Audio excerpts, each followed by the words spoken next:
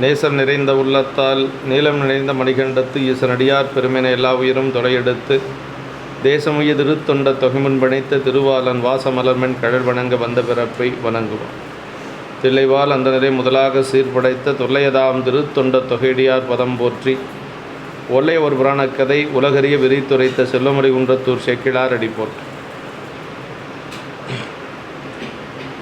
எல்லாம் வல்ல பெருமான் அருள்தரும் பன்னார் மொழியமுடனவர் திரு நனாவுடையாருடைய திருவடிகளை வணங்கி அருள்தரும் பெருங்கருணை நாயகுடனவர் பெருங்கேடிலியப்பர் திருவடி தாமர்களை மனமொழி மிகளாலை வணங்கி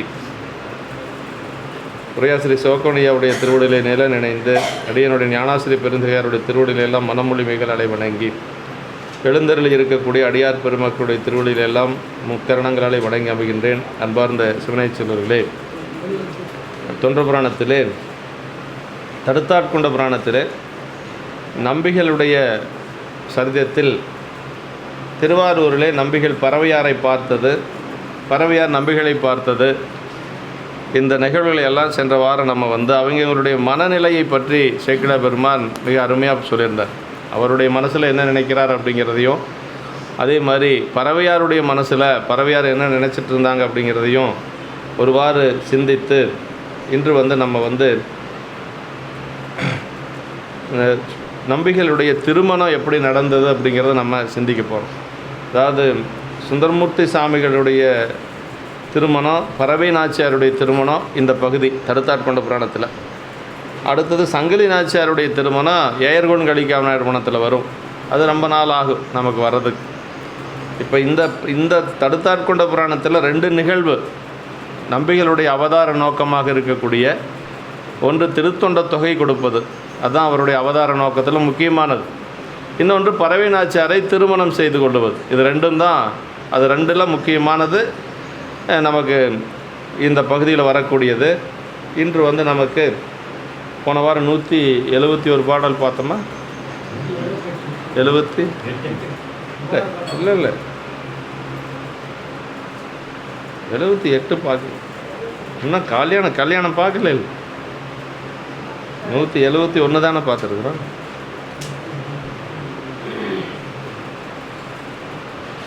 எத்தனாவது எந்த பாட்டுன்னு சொல்லுங்க? 171. ஐயா அதான் 171 தான். 7:35 மண்ணும் புகழ் நாவலர்கள் மகிழ. உங்களுதில் தப்பாக இருக்குது. ஆமாம், 178 172 பாட்டு பார்த்துருக்குறோம். 171 பார்த்துருக்குறோம். உங்களுதில் இப்போ எண் தப்பாக வரும். பாட்டு கரெக்ட் தான்.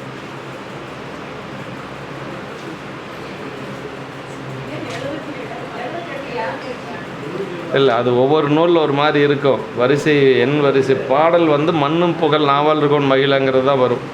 மண்ணும் புகழ நாவலர்கோன் மகிழ அப்படிங்கிற பாடல் தான் பார்க்கணும் நம்ம, இல்லையா? ஒவ்வொன்றுலேயும் ஒவ்வொரு மாதிரி 76 பார்க்கணுன்னு இருக்குதுங்களா? 77 என்ன பாட்டுங்க? பாட்டு பேர் சொல்லுங்கள். முதல் வரி சொல்லுங்கள். மன்னம் புகழ் நாவலர்கள். சரி, இப்போ நம்பிகள் பறவை நாச்சியாருடைய நினைவாகவே இருக்கிறார். அதே மாதிரி பறவை நாச்சியாரும் நம்பிகளுடைய நினைவாகவே இருக்கிறாங்க. ரெண்டு பேரும் அதாவது இப்போ ரெண்டு பேரும் ஒரே மாதிரி இருக்கிறாங்க. அப்படி இருக்கின்ற பொழுது பறவையாரையும் நம்பிகளையும் இந்த உலகில் வருமாறு அருளி செய்தது பெருமான். இப்போது அவங்க இங்கே அந்த மண்ணுலகத்துக்கு வந்ததுக்கு ரெண்டு பேர்த்துக்கும் பெருமான் இப்போ அருள் செய்யும் வகையை யாவரே நினைக்க வல்லவர் ஆவர் அப்படின்னு சொல்லி போன வாரம் சிந்திச்சோம் இல்லைங்களா? யாருமே அந்த அருமை யாரும் நம்ம நினச்சி முடிவு பண்ண முடியாது. பெருமான் அருள் செய்ய நினைக்கக்கூடியதை அதான் அப்படி சொல்கிறார். அதாவது வன் தொண்டரையும் என்று இன்னெனவே பலவும் புகழும் இருளார் அழகச் சுருளோது இசையும் வன் தொண்டரையும் படிமேல் வர முன்பு அருள்வான் அருளும் வகையார் நினைவார். அவர் அருள் செய்யக்கூடிய நிலையை யார் நினைக்க முடியும் என்று சொல்லி சேக்கிழார் பெருமான் கேட்குறார். பெருமான் இப்பொழுது அருள் செய்யும் வகையை யாவரே நினைக்க வல்லவராவர் அப்படின்னா யாரும் வந்து நம்ம நினைத்து இதுதான் இப்படி தான் அருள் செய்வார்னு சொல்ல முடியாது அப்படின்னு சொல்கிறார். தேவர்களும் வந்து தொழுகின்ற செல்வம் நிறைந்த திருவாரூரில் வாழ்கின்ற தியாகேச பெருமான் அன்றைக்கே அந்த நாள் இரவு வந்து திருவாரூரிலே அங்கே இருக்கக்கூடிய திருமணத்தை நீங்கள் செய்யுங்கள் என்று சொல்லி திருவாரூர் அடியார்களுக்கு கனவுல போய் சொல்கிறார். அதுதான் இந்த பாட்டு. திருவாரூரில் இருக்கக்கூடிய அடியார்களுக்கு சுந்தரமூர்த்தி சாமி நான் நம்பி ஆரூரருக்கும் பறவை நாச்சியாருக்கும் நாளை காலையில் திருமணம் எல்லாரும் வந்துடுங்க என்று சொல்லி சாமியே போய் சொல்கிறார். ஒவ்வொரு வீடு வீடாக ஒவ்வொருத்தருடைய கனவுலையும் சென்று பெருமான் வந்து கனவுலை சென்று சொல்கிறார். மண்ணும் புகழ் நாவலர்கோன் மகிழ மங்கை பறவைதனை தந்தோம் இன்ன வகை நம் அடியார் அறியும்படியே உரை செய்தனம் என்று அருளி பொன்னின் புரிவுன் சடையன் விடையன் ஒருமாகரியின் உரிவை புனைவான் அன்ன நடையால் பறவைக்கு அணியது ஆரூரன்பால் மனம் என்று அருள. இது வந்து இறைவனே போய் எல்லா பக்கம் சொல்கிறார். பெருமானே போய் என்ன செய்கிறார்னா மண்ணும் புகழ் நாவலர்கோன் மகிழனர். மண்ணும்னா நிலைத்த புகழையுடைய, அதாவது எப்பொழுதும் பெருமானுடைய திருவருளால் புகழோடவே இருக்கக்கூடியவர் சுந்தரர். அதான் சொல்கிற மண்ணும் புகழ் நாவலர்கோன் மகிழ.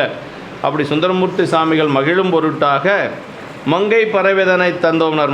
மங்கை பறவையை உனக்கு நாயகியாக கொடுத்தோம். இவ்வாறு நாம் கொடுத்தருளிய செயலை திருவாரூரிலே வாழும் நமது அடியார்கள் அறியும்படியும் அருளி செய்துள்ளோம். இப்போ சாமி சுந்தரருடைய கனவுல போய் சொல்கிறார், இது மாதிரி நீ மகிழும் பொருட்டாக உனக்கு பறவையை தந்தோம் என்று சொல்லி இதை எல்லா அடியார்கள்கிட்டையும் நம்மளே சொல்லிட்டோம் என்று சொல்லியும் சாமி சொல்லிடுறார். திருவாரூரிலே வாழும் நமது அடியார்கள் அறியும்படியும் அருளி செய்துள்ளோம் என்ற நிலைத்த புகழுடையாராகிய அந்த திருநாவலூர் நம்பிகள் மகிழுமாறு அவர் அறியும்படி அருளி செய்து, இப்போ நம்பிகள் வந்து அருளும்படியாக அருளி செய்து பிறகு வந்து என்ன சொல்கிறார் அப்படின்னா, அதாவது பொன்னின் புரிவுன் சடையன் விடையன் பொறுமாகரியின் உரிவை புனைவான் அன்னநடையால் பறவைக்கு அணியது ஆரூரன்பால் மனம் என்று அருள என்று சொல்லுகிறார். அதாவது பொன்னை புரிந்தால் போன்ற சடைகளையும் இடபத்தையும் உடைய அந்த போர்வல்ல பெரிய யானை தோலின் போர்வினை உடைய தியாகேச பெருமான் பறவையாரது கனவிலும் எழுந்தருளி நம்பி ஆரூரனுக்கும் உனக்கும் மனம் விரைவில் நிகழ்வதாம் என்று அருளி செய்ய. இப்போ சுந்தரருடைய கனவுலையும் போய் சொல்லிட்டார் சாமியை. அதே மாதிரி பறவை நாச்சியாருடைய கனவுலையும் போய் சொல்லிட்டார். அங்கே இருக்கக்கூடிய அடியாருடைய கனவுலையும் எல்லாம் அவரே சொல்லிட்டார். யாருக்கு எந்த ஒரு வேலையும் கிடையாது. யாருக்கிட்டையும் போய் சொல்லணுங்கிற அவசியம் இல்லை. இப்படி ஒரு கல்யாணம் இது வரைக்கும் நடந்திருக்குதான்னா இல்லை, இல்லைங்களா? கல்யாண பத்திரிக்கை அடித்து அங்கே போய் அழைச்சி இங்கே போய் அழைச்சி 2 பேரும் போய் கூப்பிடணுமா, ஒருத்தர் கூப்பிடணுமா, இப்படியெல்லாம் இருக்கக்கூடிய ஒரு சூழலில் யாருக்கு எந்த வேலையும் கிடையாது. எல்லாம் சாமியே பார்த்துட்டார். பறவைநாச்சியார்கிட்டையும் சொல்லிட்டார், சுந்தரர்கிட்டையும் சொல்லிட்டார், அங்கேருந்து அடியாள்கிட்ட சொல்லிட்டார். இங்கே வந்து என்னென்னா இந்த கல்யாணத்தில் சொந்த பந்தமெல்லாம் யாரும் கிடையாது. பறவைநாச்சியாருக்கு யாரும் சொந்தம் கிடையாது. ஒரே சொந்தம் ஆரூர் பெருமான் தான். அதான் சொல்லுவார், அண்டர்பிரான் திருவருளால் அயலறியா மனம் விரும்ப பண்டை விதி கடைகூட்ட பறவையாரும் கண்டார் அப்படின்னார். முதல் அந்த அம்மா சுந்தரர் பார்த்தாங்க, பார்த்தீங்களா? சொல்கிறார் பாருங்க, அண்டர்பிரான் திருவருளால் அயலறியா மனம் விரும்பினார். அப்படின்னா வேறு ஒன்றும் தெரியாது அந்த அம்மாவுக்கு. அந்த அம்மாவுக்கு தெரிஞ்சதெல்லாம் என்ன தெரியுங்களா? ஆரூர் பெருமான் மட்டும்தான். அப்புறம் எப்படிங்க சுந்தரரை பார்த்தாங்க அப்படின்னா முதன்னு அந்த அம்மா வேற ஒருத்தரை பார்த்தது ஆரூர் பெருமானை தவிர இன்னொருத்தரை திரும்பி பார்த்தது சுந்தரர் மட்டும்தான். அதுக்கு என்ன காரணம்? பண்டை விதி கடை கூட்டன்னார் சேக்கிழ பெருமான். போன பிறப்பில் இருந்த அந்த விதி, அதுதான் காரணம். அவர் பார்க்கணும் இந்த மாதிரி ஒரு பெண் அங்கே இருப்பாங்க அப்படின்னாலாம் அவருக்கு தெரியாது. அதெல்லாம் சுந்தரருக்கு தெரியாது. பார்த்ததுக்கு என்ன காரணம்னா பழைய விதிங்க. அதான் நம்ம சொல்கிற முடியல, எல்லாம் என்ன பண்ணுறது, நம்ம தலை விதின்னு சொல்கிறோம் இல்லையா, அதுதான் அங்கே வேலை செஞ்சுருக்கு. அப்போ எல்லாத்துக்கிட்டையும் போய் சொல்கிறாராம் சாமி. அதான் சொல்கிறார். ஏன்னா சாமிக்கு என்னென்ன சுந்தரரை திருமண கோலத்தில் தடுத்தோம் இல்லையா? திருமண கோலத்தில் நம்ம தான் தடுத்தோம். கல்யாண மாப்பிள்ளைய கல்யாணம் பண்ணுற போது 16 வயசு மாப்பிள்ளை அவரை போய் தாலி கட்டுற நேரத்தில் போய் தடுக்கலாமா? அதான் மாதவ சிவஞான முனிவர் பாடினார். ஒரு மனத்தை சிதைவி செய்து வல்வழக்கிட்டு ஆட்கொண்ட உவனை கொண்டு இருமணத்தை கொண்டருளி பணி கொண்ட வல்லாளன் அப்படின்னார். வல்லாளன்னா ரொம்ப கெட்டிக்காரன்னு அர்த்தங்க. யார் ஒருவர் ஒரு மனத்தை தடுத்தாங்களோ அவங்கள வச்சு 2 கல்யாணத்தை பண்ணவர் சுந்தரர். எவ்வளவு திறமை வேணும்னு பாருங்களேன். தடுத்த ஆளை வச்சு பண்ண முடியுமா? யார் ஒருத்தர் அந்த தடுத்தாட்கொண்ட புராணத்தில் சடங்கவி சிவாச்சாரியருடைய மகளார் திருமணத்தை தடுத்தது சாமி தான் இல்லையா, வெண்ணெய்நல்லூர் பெருமான். அப்படி தடுத்தவரை வச்சு கொண்டு இப்போ யார் கல்யாணத்தை எல்லாம் பண்ணுறா? அவர் தானே பண்ணுறாரு. ஆரூர் பெருமானாக இருந்து வெண்ணெய்நல்லூரில் இருந்தவர் தானே இங்கே இருக்கிறார். இப்போ அவரை வைத்து கொண்டு 2 கல்யாணம் பண்ண இதுங்க அப்படி தான் பண்ணுறாரு. சங்கிலி நாச்சியார் திருமணம் அப்படி தான் நடக்கும். அதனால் அதுதான் சுந்தரருடைய ஒரு சிறப்பு. ஆமாம், ஒரு மனத்தை சிதைவு செய்து வல்வழக்கிட்டு ஆட்கொண்ட உவனை கொண்டு இருமணத்தை கொண்டருளி பணிகொண்ட வல்லாளன் பெருமணச்சீர் திருத்தொண்ட தொகை விரித்த பேரருளின் பெருமாள் மறை பெருமாள் எனது குலதெய்வமால் அப்படின்னு சொல்லி, அதாவது மாதவ சிவஞான முனிவர் அவரை திருவாவடுதுறை ஆதினா அவரை குலதெய்வமாக வச்சு கொண்டாடுது. ஆனால் அவர் யாரை குலதெய்வம்னு சொல்கிறாருன்னா சுந்தரரை குலதெய்வங்கிறார். ஆமாம், அது பெருமாள் அப்படின்னா என்ன தெரியுங்களா, ரொம்ப பெரியவர்னு அர்த்தங்க, பெருமையுடையவர் அப்படின்னு அர்த்தங்க. திருத்தொண்ட தொகை விரித்த பேரருளின் பெருமாள் என்றும் திருமண கோல பெருமாள் அப்படிம்பார். என்னைக்கு திருமண கோலத்தில் இருக்கக்கூடியவர் சுந்தரர். இப்படி தான் செய்கிறார், பெருமான் செய்கிறார். மங்கை பறவை, பறவையாராகிய மங்கை, மங்கை பருவத்தை குறித்தது. ஏன்னா பெண்களுக்கு திருமணங்கிறது மங்கை பருவம். மங்கை பருவங்கிறது அந்த காலத்தில் திருமண வயதுங்கிறது 13 வயது. பெண்களுக்கு 13, ஆண்களுக்கு 16. இதுதான் திருமண வயதுங்க அந்த காலத்தில். சுந்தரருக்கு இப்போ 16 வயசு. அதே மாதிரி பறவை நாச்சியாருக்கு 13, 12 முடிஞ்சு 13 வயசு. இதுதான் திருமண வயசு. இந்த மங்கை பருவம் அப்படிங்கிறது 10 பருவங்களில் மங்கை பருவங்கிறது அதுதான். பெண்களுக்கு 12 ஆண்டு மனப்பருவமாதல் இலக்கணத்துள் காண்க என்று சொல்லி 12 ஆண்டுங்கிறது 12 வயசு முடிஞ்சு 13 ஆரம்பிக்கிறது. ஆமாம், தந்தோம் யாவரையும் அடிமையாக கொண்ட பொது உரிமையை அன்றி பறவையார் உருத்தர கணுகியார் ஆதலின் அவரை கொடுக்க உருத்தரராகிய தமக்கு சிறப்புரிமை. பெருமான் யார்? உருத்தரர் இல்லையா? அந்த அம்மா என்ன குலம்? உருத்தர பசுபதியார் குலங்க. உருத்தர பசுபதியார் குலத்தில் இருக்கக்கூடிய அம்மையா அப்படின்னா என்ன குலம்னா, இறைவனுக்கு மட்டும்தான் அவங்க தொண்டு செய்வாங்க. இறைவனுக்கு மட்டும் தொண்டு செய்யக்கூடிய உரிமையுடையவர்கள். அதாவது இதில் அவங்க 2 நாம் வச்சு ஏற்கனவே நம்ம சொல்லிட்டோம். சேரி பரத்தையர் அப்படிங்கிறது வேறங்க. இவங்க எப்படின்னா உருத்தர பசுபதியார், உருத்தர கணிகியர் அப்படின்னு சொல்லி இவங்களுடைய திருமணம் செஞ்சுக்க மாட்டாங்க, பெருமானுக்கு தொண்டு செய்வாங்க. வேறு எந்த ஒரு பணியும் அவங்க செய்ய மாட்டாங்க. இங்கே மட்டும் ஏன் அப்படின்னா, இந்த அம்மா ஏற்கனவே சுந்தரரை கண்டதனால அந்த பழைய விதியின் காரணமாக சுந்தரருக்கு மனைவியாக வரப்போகிறாங்க. மற்றபடி அவங்க திருமணம் செய்யக்கூடிய ஒரு வகுப்பு இல்லை. அவங்க அந்த திருமணம் செய்யக்கூடிய பிரிவை சார்ந்தவர் அல்ல. அதனால் இவங்க உருத்தர கணுகியர் என்று சொல்லக்கூடிய அப்பர்சாமி தேவாரத்தில் சொல்வார், உறவாவார் உருத்தர பல்கணத்தார் அப்படிம்பார்.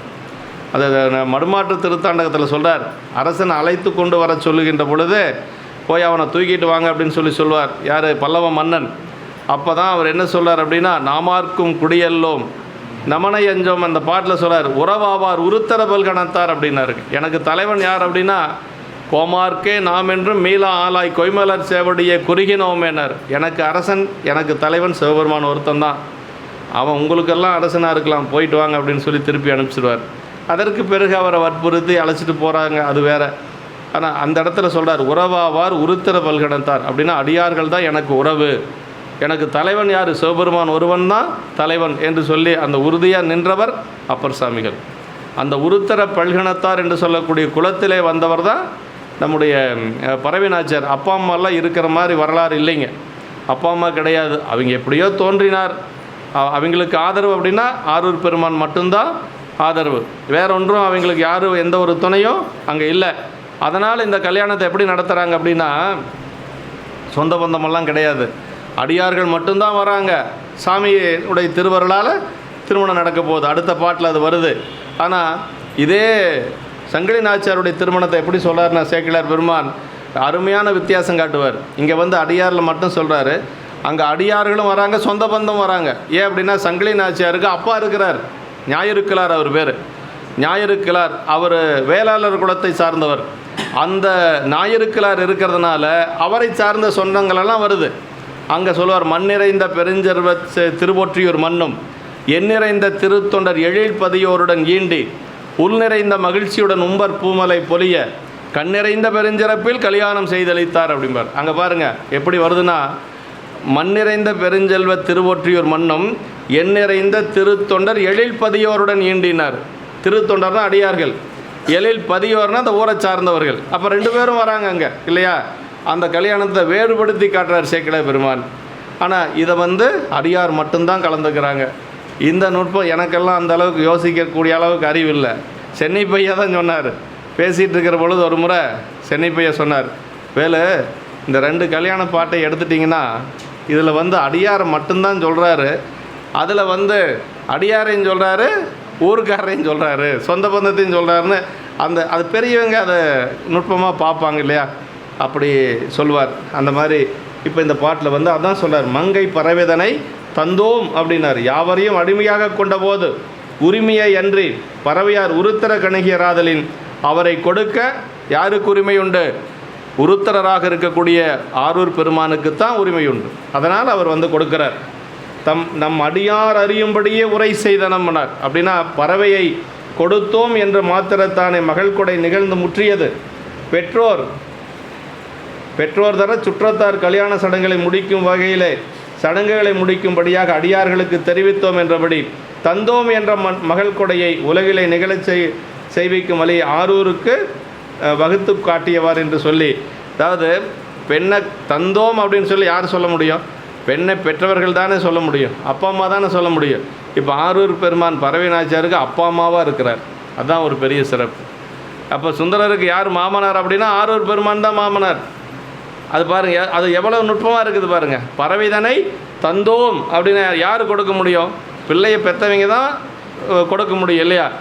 இந்த இடத்துல சிவபெருமானை ஆரூர் பெருமானை என்ன சொல்கிறார் அப்படின்னா, மங்கை பறவைதனை தந்தோம். அந்த உரிமை யாருக்கு இருக்குது? அப்பாவுக்கு மட்டும்தான் இருக்குது, அப்பா அம்மாவுக்கு மட்டும்தான் இருக்குது. இங்கே தாயாக தந்தையாக இருக்கக்கூடியது எல்லாமே ஆரூர் பெருமான் தாங்க.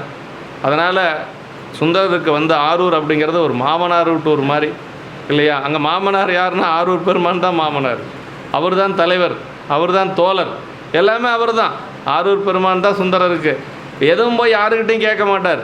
அந்த பெண்ணை யாருன்னு தெரியல, அந்த பெண் எனக்கு வேணும்னு யாருக்கிட்ட கேட்டார்? ஆரூர் பெருமான்கிட்ட தான் கேட்டார். அதனால் எல்லாமே அப்படி தான். அப்படி நம் அடியார் அறியும்படியே உரை செய்தோம் அப்படின்னு சொல்லி, அறியும்படியே உரை செய்தனம் என்று சொன்னார்.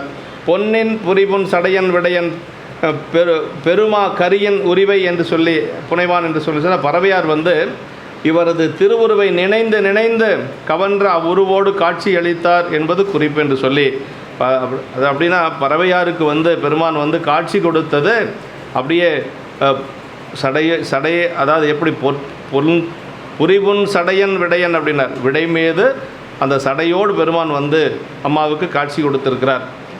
ஆரொருவர் உள்குவார் உள்ளத்துள்ளே அவ்வொருவாய் நிற்கின்ற அருளும் தோன்றும் இல்லையா?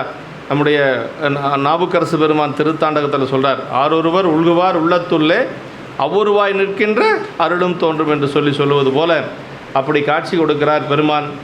பொன்னின் புரிபுன் சடைனா பொன்னால் புரிந்தது போல நிறமும் ஒலியும் வடிவும் உடைய சிறு சடை அப்படின்னார். பெருமானுடைய சடை அப்படி பொன் போன்ற ஒரு அது அப்படி மஞ்சள் கொளிச்ச மாதிரி சடை அப்படின்னு சொல்லுவார். நம்ம காரைக்கால் அம்மையார் தான் சொல்கிறாங்க இல்லையா, ஒரு நாள் பொழுதைவே நாளைக்கு காரைக்கால் அம்மையார் குரு பூஜை. ஆமாம், ஒரு நாள் பொழுதைவே பெருமானுடைய திருமேனிக்கு ஓமையாக சொல்கிறாருங்க. ஒரு நாள் முழுக்க சொல்லுவார், காலையே போன்றெழுங்கும் திருமேனின்பார். காலை நேரத்தினுடைய வெயில் எப்படி இருக்கும், அப்படி பல பலன் இருக்கும் பாருங்கள். அது மாதிரி பெருமானுடைய திருமேனி காலையே போன்றெழுங்கும் திருமேனி, கடும்பகலின் வேலையே போன்றெழுங்கும் வெந்நீர். சாமி மேலே பூசியிருக்காரு பாருங்கள் திருநீர், அது நல்ல பகல் உச்சி வெயில் மாதிரி இருக்குதான், நல்லா வெள்ளை வெள்ளையாக இருக்குது இல்லையா? அப்புறம் மாலையின் தாங்குருவை போலும் சடை கற்றை அப்படின்னார். மாலை நேரத்து வெயில் அப்படி மஞ்சள் கொளிச்சு மாதிரி இருக்கும் பாருங்கள், பொழுது இறங்குறதுக்கு முன்னாடி. அது மாதிரி பெருமானுடைய சடை கற்றை அப்படிங்கிறார். அவனுடைய சடை எப்படி இருக்குன்னா மாலையே போன்றிளங்கும் சடை கற்றைனார். அப்புறம் மற்றவர்க்கு வீங்கிரிலே போலும் மிடரு அப்படின்னார். மற்றவருக்குன்னா இறைவனிடத்தில் அன்பில்லாதவர்களுக்கு சாமி எப்படி இருப்பார் அப்படின்னா, இந்த நீலகண்டம் இருக்குது பாருங்கள் கருப்பாக, அது மாதிரி சாமி விளங்கி தோன்ற மாட்டார், அவங்களால பெருமானை அடைய முடியாது, பார்க்க முடியாது அப்படிங்கிறத மற்றவர்க்கு வீங்கிரிலே போல மிடரு என்று சொல்கிறாரு. இப்போ ஒரு நாளையவே அம்மா என்ன பண்ணிட்டாங்க, சாமியாகவே பார்க்குறாங்க. அதான் காரைக்கால் அம்மையாருடைய ஒரு பெரிய சிறப்பு. மறித்தும் மடநெஞ்சே குறித்து தொழு தொண்டர் பாதம் அப்படின்னாங்க. அம்மா அடியார்கள் மேலே அவ்வளோ அன்பு வச்சுருந்தாங்க. அம்மா என்ன சொன்னாங்கன்னா,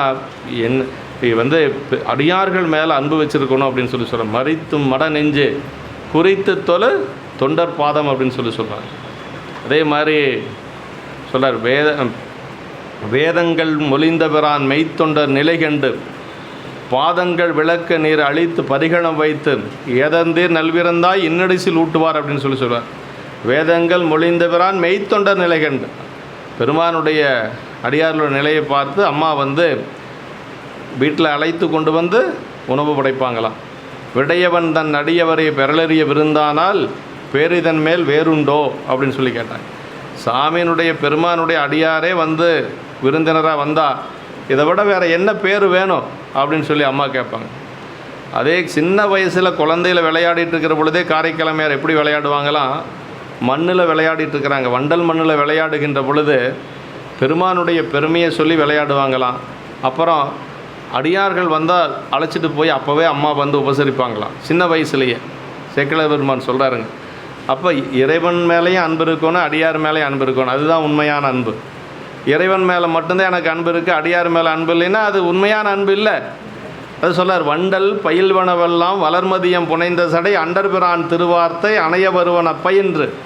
அடுத்து சொல்கிறார் பாருங்க, இது சிவபெருமான, அதாவது எப்போ பேசி பழகினாங்களோ அப்போல்லாம் பெருமானுடைய பெருமையே பேசிகிட்டு இருந்த அம்மா. பேச்சு வந்ததிலிருந்து சின்ன குழந்தையாக இருக்கிற பிறந்து பெருமான் பெருமையே பேசினாங்க. அந்த 11ஆம் திருமுறையில் அந்தாதியில் சொல்கிறாங்க பாருங்கள், அற்புத திருவந்தாதியில், பிறந்து முறிவு என்ற பின்னெல்லாம் காதல் சிறந்து நின் செவடியே சேர்ந்தேன் நிறந்துகளும் ஐஞான்ற கண்டத்து வானோர் பெருமான எஞ்ஞான்று தீர்ப்பதிடர். சாமி, நான் பிறந்ததிலிருந்து உங்கள் பெருமையை தான் பேசிகிட்டு இருக்கிறேன், என்றைக்கு என்னுடைய துன்பத்தை நீங்கள் நீக்க போகிறீங்க அப்படின்னாங்க முதல் பாட்டில். ரெண்டாவது பாட்டில் என்ன சொன்னாங்கன்னா, நீங்கள் என் துன்பத்தை நீக்கினாலும் பரவாயில்லை, நீக்காத போனாலும் பரவாயில்ல, உங்கள் மேலே இருக்கக்கூடிய அன்பு மட்டும் எனக்கு குறையக்கூடாது, அது ஒன்று போதுன்ட்டாங்க. அதான் சொல்கிறார், இடர் கலைவாரேனும் எமக்கு இறங்காரேனும் படரும் நெறி பணியாரேனும் சுடருருவில் என்பரா கோலத்து எரியாடும் எம்மானாருக்கு அன்பராது என்னெஞ்சவர்க்கு அப்படின்னாங்க. அவங்க பெருமான் மேலே இருக்கக்கூடிய அன்பு மட்டும் குறையக்கூடாது. அதான் ரொம்ப பெரியவங்க அப்படி தான் கேட்பாங்க. அதான் இரவாது என்பன்பு, அந்த பாட்டு எல்லாத்துக்கும் தெரியும் இல்லையா? அது மாதிரி பெருமானிடத்தில் இருக்கக்கூடிய அன்பு தான் இப்போ பறவை நாச்சியாரை சுந்தரருக்கு இறைவனே கொடுக்கக்கூடிய அளவுக்கு என்ன இருக்குன்னா அன்பு தான் அங்கே பெருசாக இருக்குது. அதான் சொல்கிறார், அப்படி புரிசன் பொன்னின் புரிபுன் சடைனர் பொன்னால் புரிந்தது போல நிறமும் ஒலியும் வடிவும் உடைய சிறு சடை என்று சொல்கிறார். பொன்னவில் புன்சடையான் அடியின் நீழல் என்று சொல்லி திருவாரூர் அறநெறி தேவாரத்திலையும் சொல்லப்பட்டிருக்கிறது என்று சொல்லி இந்த இப்போ சொல்லக்கூடிய திருப்பாட்டு தான் அந்த திருமண பாட்டு. திருமணத்தை ரெண்டே பாட்டில் முடிச்சிடுறாரு. பறவை நாச்சியாருடைய திருமணம் முதல்ல இப்போ சொன்ன பாட்டு ஒன்று, அடுத்த பாட்டு, அவ்வளோதான், 2 பாட்டோடு முடிஞ்சு போச்சு. நின்று போன திருமணத்தை 20 பாட்டு பாடுறேன் சேக்கிழ பெருமான் தடுத்தாட்கொண்ட புராணத்தில். மாப்பிள்ளை குதிரையில் வர்றதுலேருந்து பொண்ணு பார்க்க போகிறதுலேருந்து பொண்ணு பார்க்குறதுக்கு எப்படியாலும் அனுப்பணுங்கிறதெல்லாம் அங்கே சொல்கிறாரு. நல்ல அறிவுடையவனாக அனுப்பணுமா, ஒன்றும் தெரியாதுன்னு அனுப்பணும்னு வச்சுங்களேன், போய் உளறி கூட்டிகிட்டு வந்துடுவான். அதுக்குன்னு நல்லா தெரிஞ்சவங்கள அனுப்பணும், 2 குடும்பத்தையும் தெரிஞ்சவங்கள அனுப்பணும், அப்படியெல்லாம் சொல்கிறாரு. அந்த தடுத்தாட்கொண்ட புராணத்தில் வருது. அந்த மாதிரி அனுப்பி பேசி, அது முதல்ல மாப்பிள்ளை வீட்டுக்காரர் தான் பெண்ணை கேட்கணும், பெண் வீட்டுக்காரர் போய் நான் கொடுக்குறேன்னு சொல்லக்கூடாது. இதெல்லாம் ஒரு நம்மளுடைய கலாச்சாரம். பொண்ணு வீட்டுக்காரர் போய் வாலண்டரியாக அவங்க பையனுக்கு நாங்கள் பிள்ளை கொடுக்குறேன்னு சொல்லக்கூடாது. அதே மாதிரி பெண் வீட்டில் தான் திருமணம் நடக்கணும். ஒரு சில சமுதாயத்தில் பெண்ணை அழைச்சி விட்டுறாங்க 2 நாளைக்கு முன்னாடி. அதெல்லாம் நம்மளுடைய மரபு கிடையாதுங்க, அதெல்லாம் நம்மளுடைய மரபு கிடையாது. ஒரு சில சமுதாயத்தில் நடக்குது, பெண்ணை கூட்டிகிட்டு போய் விட்டுருவாங்க. அப்படியெல்லாம் விடக்கூடாது. திருமணம் பெண் வீட்டில் தான் நடக்கணும். ஆண் வீட்டார் தான் முதல்ல போய் பெண்ணை கேட்கணும். இதெல்லாம் தடுத்தாட்கொண்ட புராணத்தில் இருக்குது. முளைப்பாருகி இடணும் 7 நாளைக்கு முன்னாடி முளைப்பாருகி இடணும். அப்புறம் மங்களமான பெண்கள் அந்த தட்டையெல்லாம் எடுத்துகிட்டு போகணும். அது சரிபதியாக வரணுங்கிறார், கணவன் மனைவியோடு வரணும். இப்படியெல்லாம் நிறைய அந்த திருமணத்தில் சடங்குகளில் பார்க்கலாம். இப்படியெல்லாம் சொல்லிட்டு வர்றாரு. மாப்பிள்ளை அலங்காரம் பண்ணி வர்றது, மாப்பிள்ளை குதிரையில் வர்றது, இதெல்லாம் சொல்கிறாரு. ஒரு கிட்டத்தட்ட 20 பாட்டு சொல்கிறார். ஆனால் கல்யாணம் நடக்கலை. கல்யாணம் என்னாச்சு, சாமியை தடுத்தாட்கொண்டார். ஆனால் இது நடந்த கல்யாணத்தை 2 பாட்டில் முடிச்சிடுறாரு. இப்போ இந்த பாட்டு கல்யாண பாட்டு ஒரே பாட்டு முடிஞ்சு போச்சு. அதுக்கு பிறகு அவங்க 2 பேரும் எப்படி இருந்தாங்கிறதெல்லாம் அதை வருது. இருந்தால் அந்த பாட்டு அருமையான திருப்பாட்டு.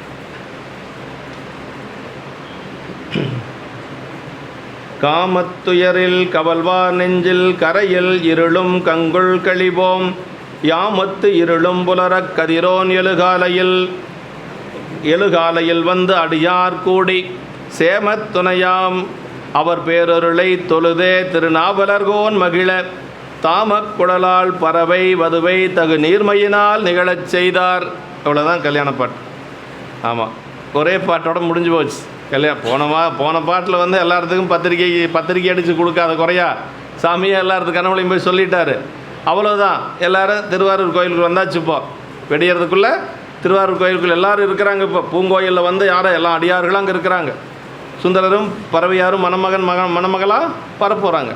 இப்போ அதுதான் நடக்குது. காமத்துயரில் கவல்வார் நெஞ்சில் கரையில் இருளும் கங்குல் கழிப்போம் அப்படின்னார். அப்படின்னா அதாவது ஒருவரை ஒருவர் காதலித்து அது கைகூடி முற்று பெறாத துன்பத்தால் தனித்தனி வருந்திய நம்பிகள் பறவையார் எனும் இருவருடைய நெஞ்சில் நிறைந்து முடிவின்றி இருந்த ஆற்றாமையாகிய இருளும்.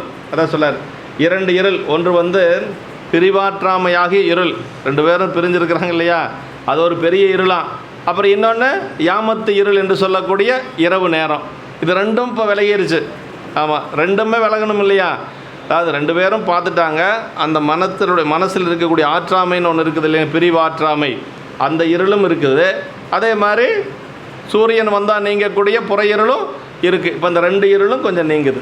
அப்படி 2 இருளும் நீங்குகின்ற பொழுது மெல்ல கழிந்து செல்லும் யாமங்களாக இருளும் நீங்க சூரியன் உதைக்கும் காலமாகி அதிகாலையில் கனவில் உணர்த்து அருள பெற்ற திரு ஆரூர் அடியார்கள் எல்லாரும் கூடி, இப்போ எல்லா அடியார்களும் வந்துட்டாங்க. அது எழுகாலையில் வந்து அடியார் கூடி அப்படின்னார். இப்போ அடியார் மட்டும்தானே சொல்லியிருக்கிறார், சொந்தக்காரையால் யாரையும் சொல்லலை, அடியாரை மட்டும்தான் சொல்லியிருக்கார். வேறு யாரும் சொந்த பந்தங்கள் அங்கே வரல. அடியார் கூடி சேமத்துணையாம் அவர் பேரருளை தொழுதுன்னார். இப்போ அடியாரெல்லாம் வந்தாச்சு. அடுத்தது இறைவனுடைய திருவருளை அவங்க எல்லாம் வணங்குறாங்க. ஏன்னா இதுக்கு யார் காரணம்? ஆரூர் பெருமான் தானே காரணம். அதனால் அவர் பேரருளை தொழுதுன்னார். அப்புறம் என்ன சொல்கிறாருன்னா, திருநாவலர்கோன் மகிழ, சுந்தரமூர்த்தி சாமிகள் மகிழும்படியாக திருநாவலர்கோன், திருநாவலருடைய ராஜா வீட்டு புள்ள கல்யாணம் எப்படி நடக்குது பாருங்க. நம்ம வந்து 1,00,000 பேர்த்து அழைக்கணுங்கிறான். ரோடெல்லாம் பிளாக் பண்ணி கல்யாணம் பண்ணால் தான் நம்ம கல்யாணம் நடந்த மாதிரி எல்லாத்துக்கும் தெரியும் இல்லைங்களா. ஆனால் ஒரு ராஜா, அவர் திருமுனைப்பாடி நாட்டினுடைய இளவரசர், நரசிங்கமுனைய நாயனாருடைய ஒரு வளர்ப்பு மகன் இளவரசருடைய கல்யாணம் சும்மா 10 அடியாரில் வச்சு பண்ணுறாங்க. அதுதான் சொல்கிறார். அப்படி திருநாவலர்கோன் மகிழ தாமக்குடலால் பறவை வதுவை தகு நீர்மையினால் நிகழச் செய்தார். இதான் கல்யாணம் முடிஞ்சு போச்சு. அதான் அது சொல்கிறார் பாருங்கள். திருநாவலர் நம்பிகள் மகிழுமாறு மாலையணிந்த கூந்தலையுடைய பறவையாரது கல்யாணத்தை அதற்கு தக்க சிறப்பினாலே நிகழ்வித்தார்கள். தக்க சிறப்பினாலே என்ன? அடியாரெல்லாம் சேர்ந்தாங்க, பெருமானுடைய திருவருளை வணங்கினார்கள். சாமி சொன்ன மாதிரியே நம்பிகளுக்கும் பறவையாருக்கும் திருமணம் முடிஞ்சிருச்சு. அதான் சொல்கிறார். இந்த 3 பாட்டுகளும் ஒரே மாதிரி, இப்போ சொன்னது எல்லாமே வந்து ஒரே மாதிரி வரக்கூடியது. இதில் வந்து விளக்க உரையில் காமத்துயரில் கவல்வார் நெஞ்சில் உலகில் பிறர் கவன்று உழலும் காமத்துயர் போல அவற்றுடன் ஒன்றாக வைத்து இது மயங்கி உரைத்தற்பால் அன்று அப்படின்னார். மற்ற உலகில் இருக்கக்கூடிய திருமணம் போல் இதை நாம் நினைக்கக்கூடாது. அப்படி அல்ல. என்ன சொல்கிறார் அப்படின்னா, அதுக்கு முன் தொடர்பட்டு இது அருள் வகையால் தொடர்ந்து வருதலால், இது வந்து அருள் வகையால் தொடர்ந்து வரக்கூடியது. எல்லாரும் நம்ம உலகையில் இருக்கக்கூடிய காதல் திருமணம் வேறு. ஆனால் இந்த திருமணம் எப்படின்னா, கைலாயத்தில் பார்த்த அந்த ஒரு தொடர்ச்சி இறைவனுடைய திருவருளால் விதியின் காரணமாக இப்படி வருதுங்க. இங்கே தான் இப்படி சொல்லியிருக்கிறாருன்னா, அதை எப்படி சொல்லியிருக்காரு தெரியுங்களா? சங்கிலி நாச்சியாருடைய அவரை பார்த்ததை சொல்லுகின்ற பொழுது எப்படி சொல்கிறாருன்னா, சொல்வார் நல்லா அந்த இடம் 2 பேர் ஒருத்தருக்கு ஒருத்தர் அங்கே பார்க்கக்கூடிய நிகழ்வை சொல்லுகின்ற பொழுது நல்லா சொல்வாருங்க. அது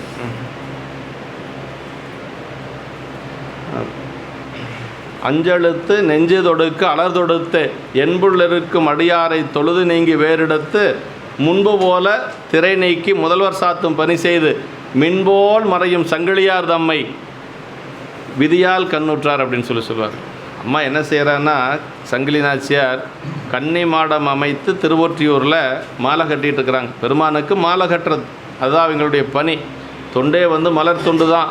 அப்படி மாலை கட்ட வேண்டியது திரை 4 பக்கம் போட்டிருப்பாங்க. அந்த திரையை நீக்கி மாலையை கொடுக்க வேண்டியது, அவ்வளோதான். அதுக்கு பிறகு அந்த அம்மாவை பார்க்கவே முடியாது, சங்கிலி நாச்சியாரை பார்க்கவே முடியாது. அவங்க அங்கே ஒரு கன்னி மாடம் அமைத்து இந்த தொண்டு செஞ்சிட்ருக்கிறாங்க. அப்படி இருக்கிற அம்மாவை வந்து அந்த திரையை நீக்கிற பொழுது இவர் போயிட்டார். அது மின்போல் மறையும் சங்கிலியார்னார். அப்படி மின்னல் போல் அந்த திரையை நீக்கி மாலையை கொடுக்குற நேரம் தான், அந்த நேரத்தில் பார்த்துட்டார். அது ஏன் பார்த்தார்னா, அதுதான் சொல்கிறார், மின்போல் மறையும் சங்கிலியார் தம்மை விதியால் கண்ணுற்றார் அப்படின்னார். அதுக்கு என்ன காரணம்னா விதி தான், மேலே பார்த்த அந்த விதி தான் அதுக்கு காரணங்க. அப்போ இதையும் அதே மாதிரி தான், அதே மாதிரி தான் சொல்கிறாரு. ஆனால் அங்கே அப்பா அம்மா இருக்கிறதுனால அந்த கல்யாணத்தை சொந்தக்காரரை வச்சு நடத்துகிறாரு. இது அடியார்கள் மட்டும் வராங்க. அதுதான் இங்கே சொல்கிறார். இப்படி கரையில் இருளும்னார். இது கைக்கிளை காதல் பெருக்கு இருள் என உருவகப்படுத்த பெற்றது. இவர்களது மனத்திலே பெருமானது நினைவு நின்றிருந்தபடியால் இது அகையிருள் அன்று சொல்கிறார். இது வந்து அகையிருள், உள்ளுக்குள்ளே வந்து அவங்களுக்கு ஒன்றும் பெரிய ஒரு இருளெல்லாம் ஒன்றும் இல்லை. ஏன்னா அங்கே நிறைந்திருந்தது என்ன, ரெண்டு பேர்த்தினுடைய மனசுலையுமே ஆரூர் பெருமானுடைய திருவருள் தான் நிறைஞ்சிருந்தது. அதனால் இது எல்லாத்தையும் சொல்லுவது போல் அப்படி ஒரு அகையிருள்னு சொல்ல முடியாது. இன்னொன்று என்னென்னா, அப்பர் சாமிகளுடைய புராணத்தில் வருங்க, அப்பர் சாமிகள் வந்து அந்த திலகவதி அம்மாவை பார்க்க வந்த நேரம் இருக்குது பாருங்கள். அதாவது வயிற்று வலியோடு வர்றார். முதல்ல வந்து என்ன பண்ணுறார் அப்படின்னா, முதல்ல அவர் வந்து தூது அனுப்புகிறார். அக்கா போக மாட்டேன்னு சொல்லிடுறாங்க. சமணர்கள் இருக்கக்கூடிய இடத்துக்கு நான் போக மாட்டேன் அப்படின்னு சொல்கிறாங்க. அப்படி போக மாட்டேன்னு சொல்கிற பொழுது அவர் என்ன செய்வார் அப்படின்னா, அம்மாவே வர்றாங்க, போய் சொல்கிறான், சமையல்காரன் போய் சொல்கிறான், அம்மாவே வர்றாங்க. அப்படி அம்மா வரதில்லை, நாவுக்கரசு பெருமானே வர்றார். அவர் வந்து திருப்பதியை சேர்ந்த நேரம் என்ன அப்படின்னா, விடிய காலம் ஒரு 4:30 மணி 5 மணிங்க. அதாவது திருப்பள்ளி எழுச்சி காலம். அதை எப்படி சொல்வார்னா சேக்கிழார் பெருமான், நீரணிந்தார் அகத்திருளும் நிறைகங்கள் புறத்திருளும் மாறவரும் திருப்பள்ளி எழுச்சி காலம் அப்படிம்பாரு. நீரணிந்தார் அகத்திருளும்னு, திருநீர் அணிஞ்சால் உள்ளே இருக்கக்கூடிய அகையிருள் என்று சொல்லக்கூடிய ஆணவ மலம் குறையுமா திருநீர் அணிஞ்சா. அப்புறம் சூரியன் வந்தால் வெளியில் இருக்கக்கூடிய இருள் நீங்குமா. அந்த மாதிரி நேரத்தில் அவர் வந்திருக்கிறார். அது மாதிரி இங்கே என்ன சொல்கிறாருன்னா, கரையில் இருளும் கங்குல் கழிவோம் அப்படின்னார். இப்போ வந்து அது மாதிரி இதில் வந்து மாக்கள் சிந்தையுள், அதே மாதிரி பெரிய புராணம் படித்தா நமக்கு என்ன கிடைக்கும் அப்படிங்கிறதையும் நமக்கு வந்து 10வது பாட்டில் பாயிரத்தில் சேக்கிழார் பெருமான் சொல்கிறார். இங்கிதன் நாமம் கூறின் இவ்வுலகத்து முன்னால் தங்கிருள் 2 மாக்கள் சிந்தையை சார்ந்து நின்ற பொங்கிய இருளை ஏனை புறையிருள் போக்குகின்ற செங்கதிரவன் போல் நீக்கும் திருத்தொன்ற புராணம் என்பானார். புராணத்தினுடைய பயனே அதுதானுங்க. சரி, எதுக்கு பெரிய புராணம் நம்ம படிக்கணும், பெரிய புராணம் கேட்கணும், இந்த கதையெல்லாம் கேட்டால் நமக்கு என்ன வருது அப்படின்னா, நமக்கு இருக்கக்கூடிய ஆணவம் நீங்குங்க, வேற ஒன்றும் இல்லை. நல்ல முறையாக பெரிய புராணத்தை கேட்டோன்னா, முறையாக படித்தோன்னா நமக்கு வந்து அந்த தன்முனைப்பு நீங்கும். நான் தான் பெரியவன் அப்படிங்கிறது முதல்ல போகணும். இல்லைன்னா நமக்கு எத்தனை தான் புராணம் படித்தாலும் ஒன்றும் பயன் இல்லைங்க. அந்த தன்முனைப்பு நீங்கிறதுக்கு தான் நம்ம பெரிய புராணம் படிக்கிறது. அந்த ஆணவம் போயிடுச்சுன்னு வச்சுங்களேன், நமக்கு பிறப்பு இல்லை. அதான் இங்கிதன் நாமம் கூறின் இவ்வுலகத்து முன்னால் தங்கிருள் 2 மாக்கள் சிந்தையை சார்ந்து நின்ற சொல்கிறார். அதில் 2 இருள் சொல்கிறாரு. ஒன்று அகையிருள் என்று சொல்லக்கூடிய ஆணவம், ஒன்று புறையிருள் என்று சொல்லக்கூடிய இரவு நேரம். இது எப்போ நீங்கும்னா, அகையிருள் என்று சொல்லக்கூடிய ஆணவம் பெரிய புராணம் படித்தா நீங்கும். புறையிருள் என்று சொல்லக்கூடிய அந்த இருள் சூரியன் வந்தால் நீங்கும் அப்படின்னார். அப்போ இது எத்தனையோ வழி இருக்குது நமக்கு, அதை நாம் வந்து பயன்படுத்திக்கணும் அப்படிங்கிறது தான். அதே மாதிரி அடியார்களுடைய திருவடி வணங்கினா நீங்குங்கிறார். திருவாரூரில் இருக்கக்கூடிய அடியார்கள் இருக்கிறாங்க பாருங்கள், இந்த தேவாசிரிய மண்டபத்தில் இருக்கக்கூடிய சீவன் முக்த அடியார்கள், அவங்க திருவடியை வணங்கினா நம்ம பிறப்பு நீங்குங்கிறாங்க. அறந்தை தீர்க்கும் அடியவர் மேனி மேல் நிறந்த நீற்றொழி ஆள் நிறை தூய்மையால் புறந்த அஞ்செழுத்து ஓசை பொழிதலால் பறந்த 1000 பார்க்கடல் போல்வதேனர். அறந்தை தீர்க்குன்னு என்ன அறந்தை? அறந்தைன்னு என்ன இருக்கிற துன்பம்னு அர்த்தம். என்ன துன்பம் இருக்கிறதுலே நமக்கு பெரிய துன்பம் என்னென்னா பிறவி துன்பம் தான். அதை விட ஒரு பெரிய துன்பம் எதுவும் கிடையாது. உலகில் இருக்கக்கூடிய துன்பமெல்லாம் எப்போ வரும் போகும், அவ்வளோதான். நீங்காது இருக்கக்கூடிய துன்பம் பிறவி துன்பம். அந்த துன்பமே நீங்குமா அங்கே இருக்கக்கூடிய அடியார்களை வணங்கினா. அதான் சொல்கிறேன், அறந்தை தீர்க்கும் அடியவர் மேனி மேல் அப்படின்னார். அதனால் அதாவது இப்போ நமக்கு ஆணவமெல்லாம் நீங்கணும் அப்படின்னா அதுக்கு பல வழிகள் பெரிய புராணத்தில் சொல்லப்பட்டிருக்கு என்று சொல்கிறார். கங்குல் கழிவோம் யாமத்து இருளும் புலர் அப்படின்னு, புலரும் படி என்று இரவு என்று சொல்லி சொல்கிறார். கதிரோன் எழுகாலை கங்குல் இருள் புலரவும் கதிரவன் எழவும் உள்ளதாகிய அதிகாலை, அதாவது ஒரு 6 மணி அந்த மாதிரிங்க, சூரிய உதயமாகக்கூடிய ஒரு காலம் அப்படின்னு சொல்லி சொல்கிறார். எனவே அடியார்கள் தாந்தாம் கண்ட கணாக்களை எண்ணி அது கண்டபின் தமது முதல் கடமையாக அதிகாலையே கூடி தொழுதனர். அப்படின்னா எல்லாரும் இப்போ கோயிலுக்கு வந்துட்டாங்க, யாரும் யாருக்கிட்டையும் சொல்லலை, ஏன்னா சாமியை போய் எல்லாத்திட்டையும் சொன்னதுனால எல்லா அடியார்களும் காலையில் இப்போ கோயிலுக்கு வந்தாச்சு. சேமத்துணையாம் அவர் பேரருளார், அவர் அடியவர்க்கு எய்ப்பினில் வைப்பு, அடியவர் எய்ப்பினில் வைப்பா கருதி வைத்த நிதியே என்று சொல்லி 11ஆம் திருமுறையில் சொல்லுவது போல், சேமம்னா சேமத்துணைன்னு என்ன தெரியுங்களா, அதாவது சேம வைப்புன்னு சொல்கிறோம் இல்லையா, நமக்கு அது அது டெபாசிட் அப்படின்னு சொல்கிற உலகியலில் சொல்கிறதுனா இல்லையா, அது மாதிரி நமக்கெல்லாம் என்ன சேமம்னா சாமியினுடைய திருவருள் தான் சேமங்க. ஏன்னா பிறவிகள் தோறும் நமக்கு நம்மை காப்பாற்றுவது என்னென்னா இறைவனுடைய திருவருள் மட்டும்தான். அதுதான் சேமத்துணையாம் அப்படின்னார். சேமத்துணை போன்றது இறைவனுடைய திருவருள். அதை சேமத்துணையாம் அவர் பேருளை தொழுது அப்படின்னு சொன்னார். சேமன் சேர்த்து வைத்த உலவாக்கிளி, சேமம் செய்யும் துணை. நம்ம சேர்த்து வச்ச செல்வம் கொஞ்ச நாளைக்கு இருக்கும், போயிருங்க. ஆனால் இறைவன் என்று சொல்லக்கூடிய அந்த அழியாத செல்வம் இருக்குது பாருங்க, செல்வன் கடலேத்தும் செல்வம் செல்வமேன்னார். அந்த பாட்டில் மட்டும் 7 செல்வம் சொல்கிறாரு ஞானசம்பந்த பெருமான். ஆமாம், செல்வ நெடுமாடம் சென்று சேனோங்கி செல்வம் அதிதோய செல்வம் உயர்கின்ற செல்வராதில்லை சிற்றம்பலமேய செல்வன் கடலேத்தும் செல்வம் செல்வமேன்னார். அந்த செல்வம் தான் நிலையான செல்வம், என்றைக்கு இருக்கக்கூடிய செல்வம். நாம் தேடி வைத்த செல்வம் பொருளெல்லாம் கொஞ்ச நாளைக்கு இருக்கும், ஒரு தலைமுறை இருக்கும், 2 தலைமுறை இருக்கும், 3ஆவது தலைமுறையில் காணாது போயிடும். இது எப்படி போகும்னு தெரியாதுங்க. யானையுண்ட விலாங்கனி போலன்னு ஒரு புராணத்தில் வரும். ஒரு நாயனாருக்கு செல்வமெல்லாம் குறைஞ்சு தான், அது எப்படி குறைஞ்சதுன்னா, யானை ஒரு விலாங்கனி சாப்பிட்டா எத்தனை நாளைக்கு இருக்க போகுது, அது மாதிரி போயிடுச்சான். அப்போ நம்ம சேர்த்து வைத்த செல்வம் அப்படிங்கிறது நமக்கு கடைசி வரைக்கும் வருமா அப்படின்னா கண்டிப்பாக வராதுங்க. ஆனால் சேர்த்து வைத்த சிவபுண்ணியங்கள் கடைசி வரைக்கும் வருங்க. ஆமாம், கடைசி வரைக்கும் நம்ம சிவபுண்ணியம் கண்டிப்பாக நம்ம கூட வரும். சிவபுண்ணியம் தான் ரொம்ப முக்கியங்க. இந்த சேமத்துணை அப்படின்னா, சேமம்னா பெருமானுடைய துணை. அடியார் நெஞ்சில் சேமித்து வைத்து வேண்டும்போது உதவும்படி எடுத்து அருள்பவர் அப்படின்னார். நம்மளுடைய நெஞ்சில் என்ன இருக்குன்னா அந்த சேமம் என்று சொல்லக்கூடிய அந்த இதுதான் நமக்கு இருக்கணும். வைப்பு நிதியாக நமக்கு அதுதான் இருக்கணும். தரு நீர்மை அருளுக்கும் அவருக்கும் தமக்கும் தகுந்த நன்மை என்று சொல்கிறார். திருநாவலூர்கோன் தாமக்குழலால், இவற்றில் திருநாவலூர்கோன் அப்படிங்கிறது சுந்தரர், தாமக்குழலால் பறவைங்கிறது பறவைநாச்சியார். அவர் மகிழும்படியாக பறவைநாச்சியாரை கொடுத்தார். இப்போ திருமணம் முடிஞ்சிருச்சு. அடுத்தது திருமண வாழ்க்கை எப்படி அவங்க வாழ்ந்தாங்க அப்படிங்கிறத சொல்கிறாருங்க. 16 வயசு சுந்தரருக்கு, அம்மாவுக்கு 12 வயசு முடிஞ்சு 13 வயசு. அவங்க எப்படி அவங்க வாழ்ந்தாங்க அப்படின்னா, அவங்க ஒரு யோக வாழ்க்கையாக வாழ்ந்துருக்கிறாங்க. திருமண வாழ்க்கையை யோக வாழ்க்கையாக வாழ்ந்துருக்காங்க. இந்த திருமண வாழ்க்கையும் ஒரே பாட்டில் தான் சொல்கிறார். ஆமாம், தென்னாவலூர் மன்னன் தேவர் பிரான் திருவருளால் மின்னாரும் கொடிமரங்கும் பறவையனும் வெள்ளியல்தன் பொன்னாரும் முலையோங்கற் புனர்குவடே சார்பாக பன்னாலும் பயில் யோக பரம்பரையின் விரும்பினார். அப்படி 2 பேரும் திருமண வாழ்க்கையை நல்ல மகிழ்ச்சியாக தான் கழித்தாங்க. ஆனால் யோக நிலையில் நின்று தான் அவர் அந்த வாழ்க்கையை கழித்திருக்கிறார் அப்படிங்கிறது இந்த பாட்டில் சொல்கிறாருங்க. ஆமாம், தென்னாவலூர் மன்னன் தேவர்பிரான் திருவருளால், அழகிய திருநாவலூர் பெருமான் தியாகேச பெருமானுடைய திருவருளினாலே, அங்கே எல்லா இடத்துலையும் திருவருள் வருங்க, அதான் நம்ம பார்க்கணும். அவராக ஏதாவது செய்தாரா அப்படின்னா அப்படி அல்ல, எல்லாமே இறைவனுடைய திருவருளால் தான் அங்கே நடக்குது. அதான் சொல்கிறார், தேவர்பிரான் திருவருளால், தியாகேச பெருமானுடைய திருவருளினாலே சார்பாக மின்னலின் தன்மை வாய்ந்த கொடி போன்ற அந்த இடையுடைய பறவையார் என்னும் மெல்லியலாரது பொன்னணி போன்ற அந்த தனங்களை சொல்கிறார். தனங்களாகிய மலைகளின் அந்த நெருங்கிய சிகரங்களையே அரணாக கொண்டு, அது யோகிகள் மலையில் அவங்க யோகம் செய்வாங்க, மலைப்பகுதியில் சென்று யோகம் செய்வாங்க. அது மாதிரி ஒரு திருமண வாழ்க்கையை அது மாதிரி கழித்தார் என்று சொல்கிறாருங்க.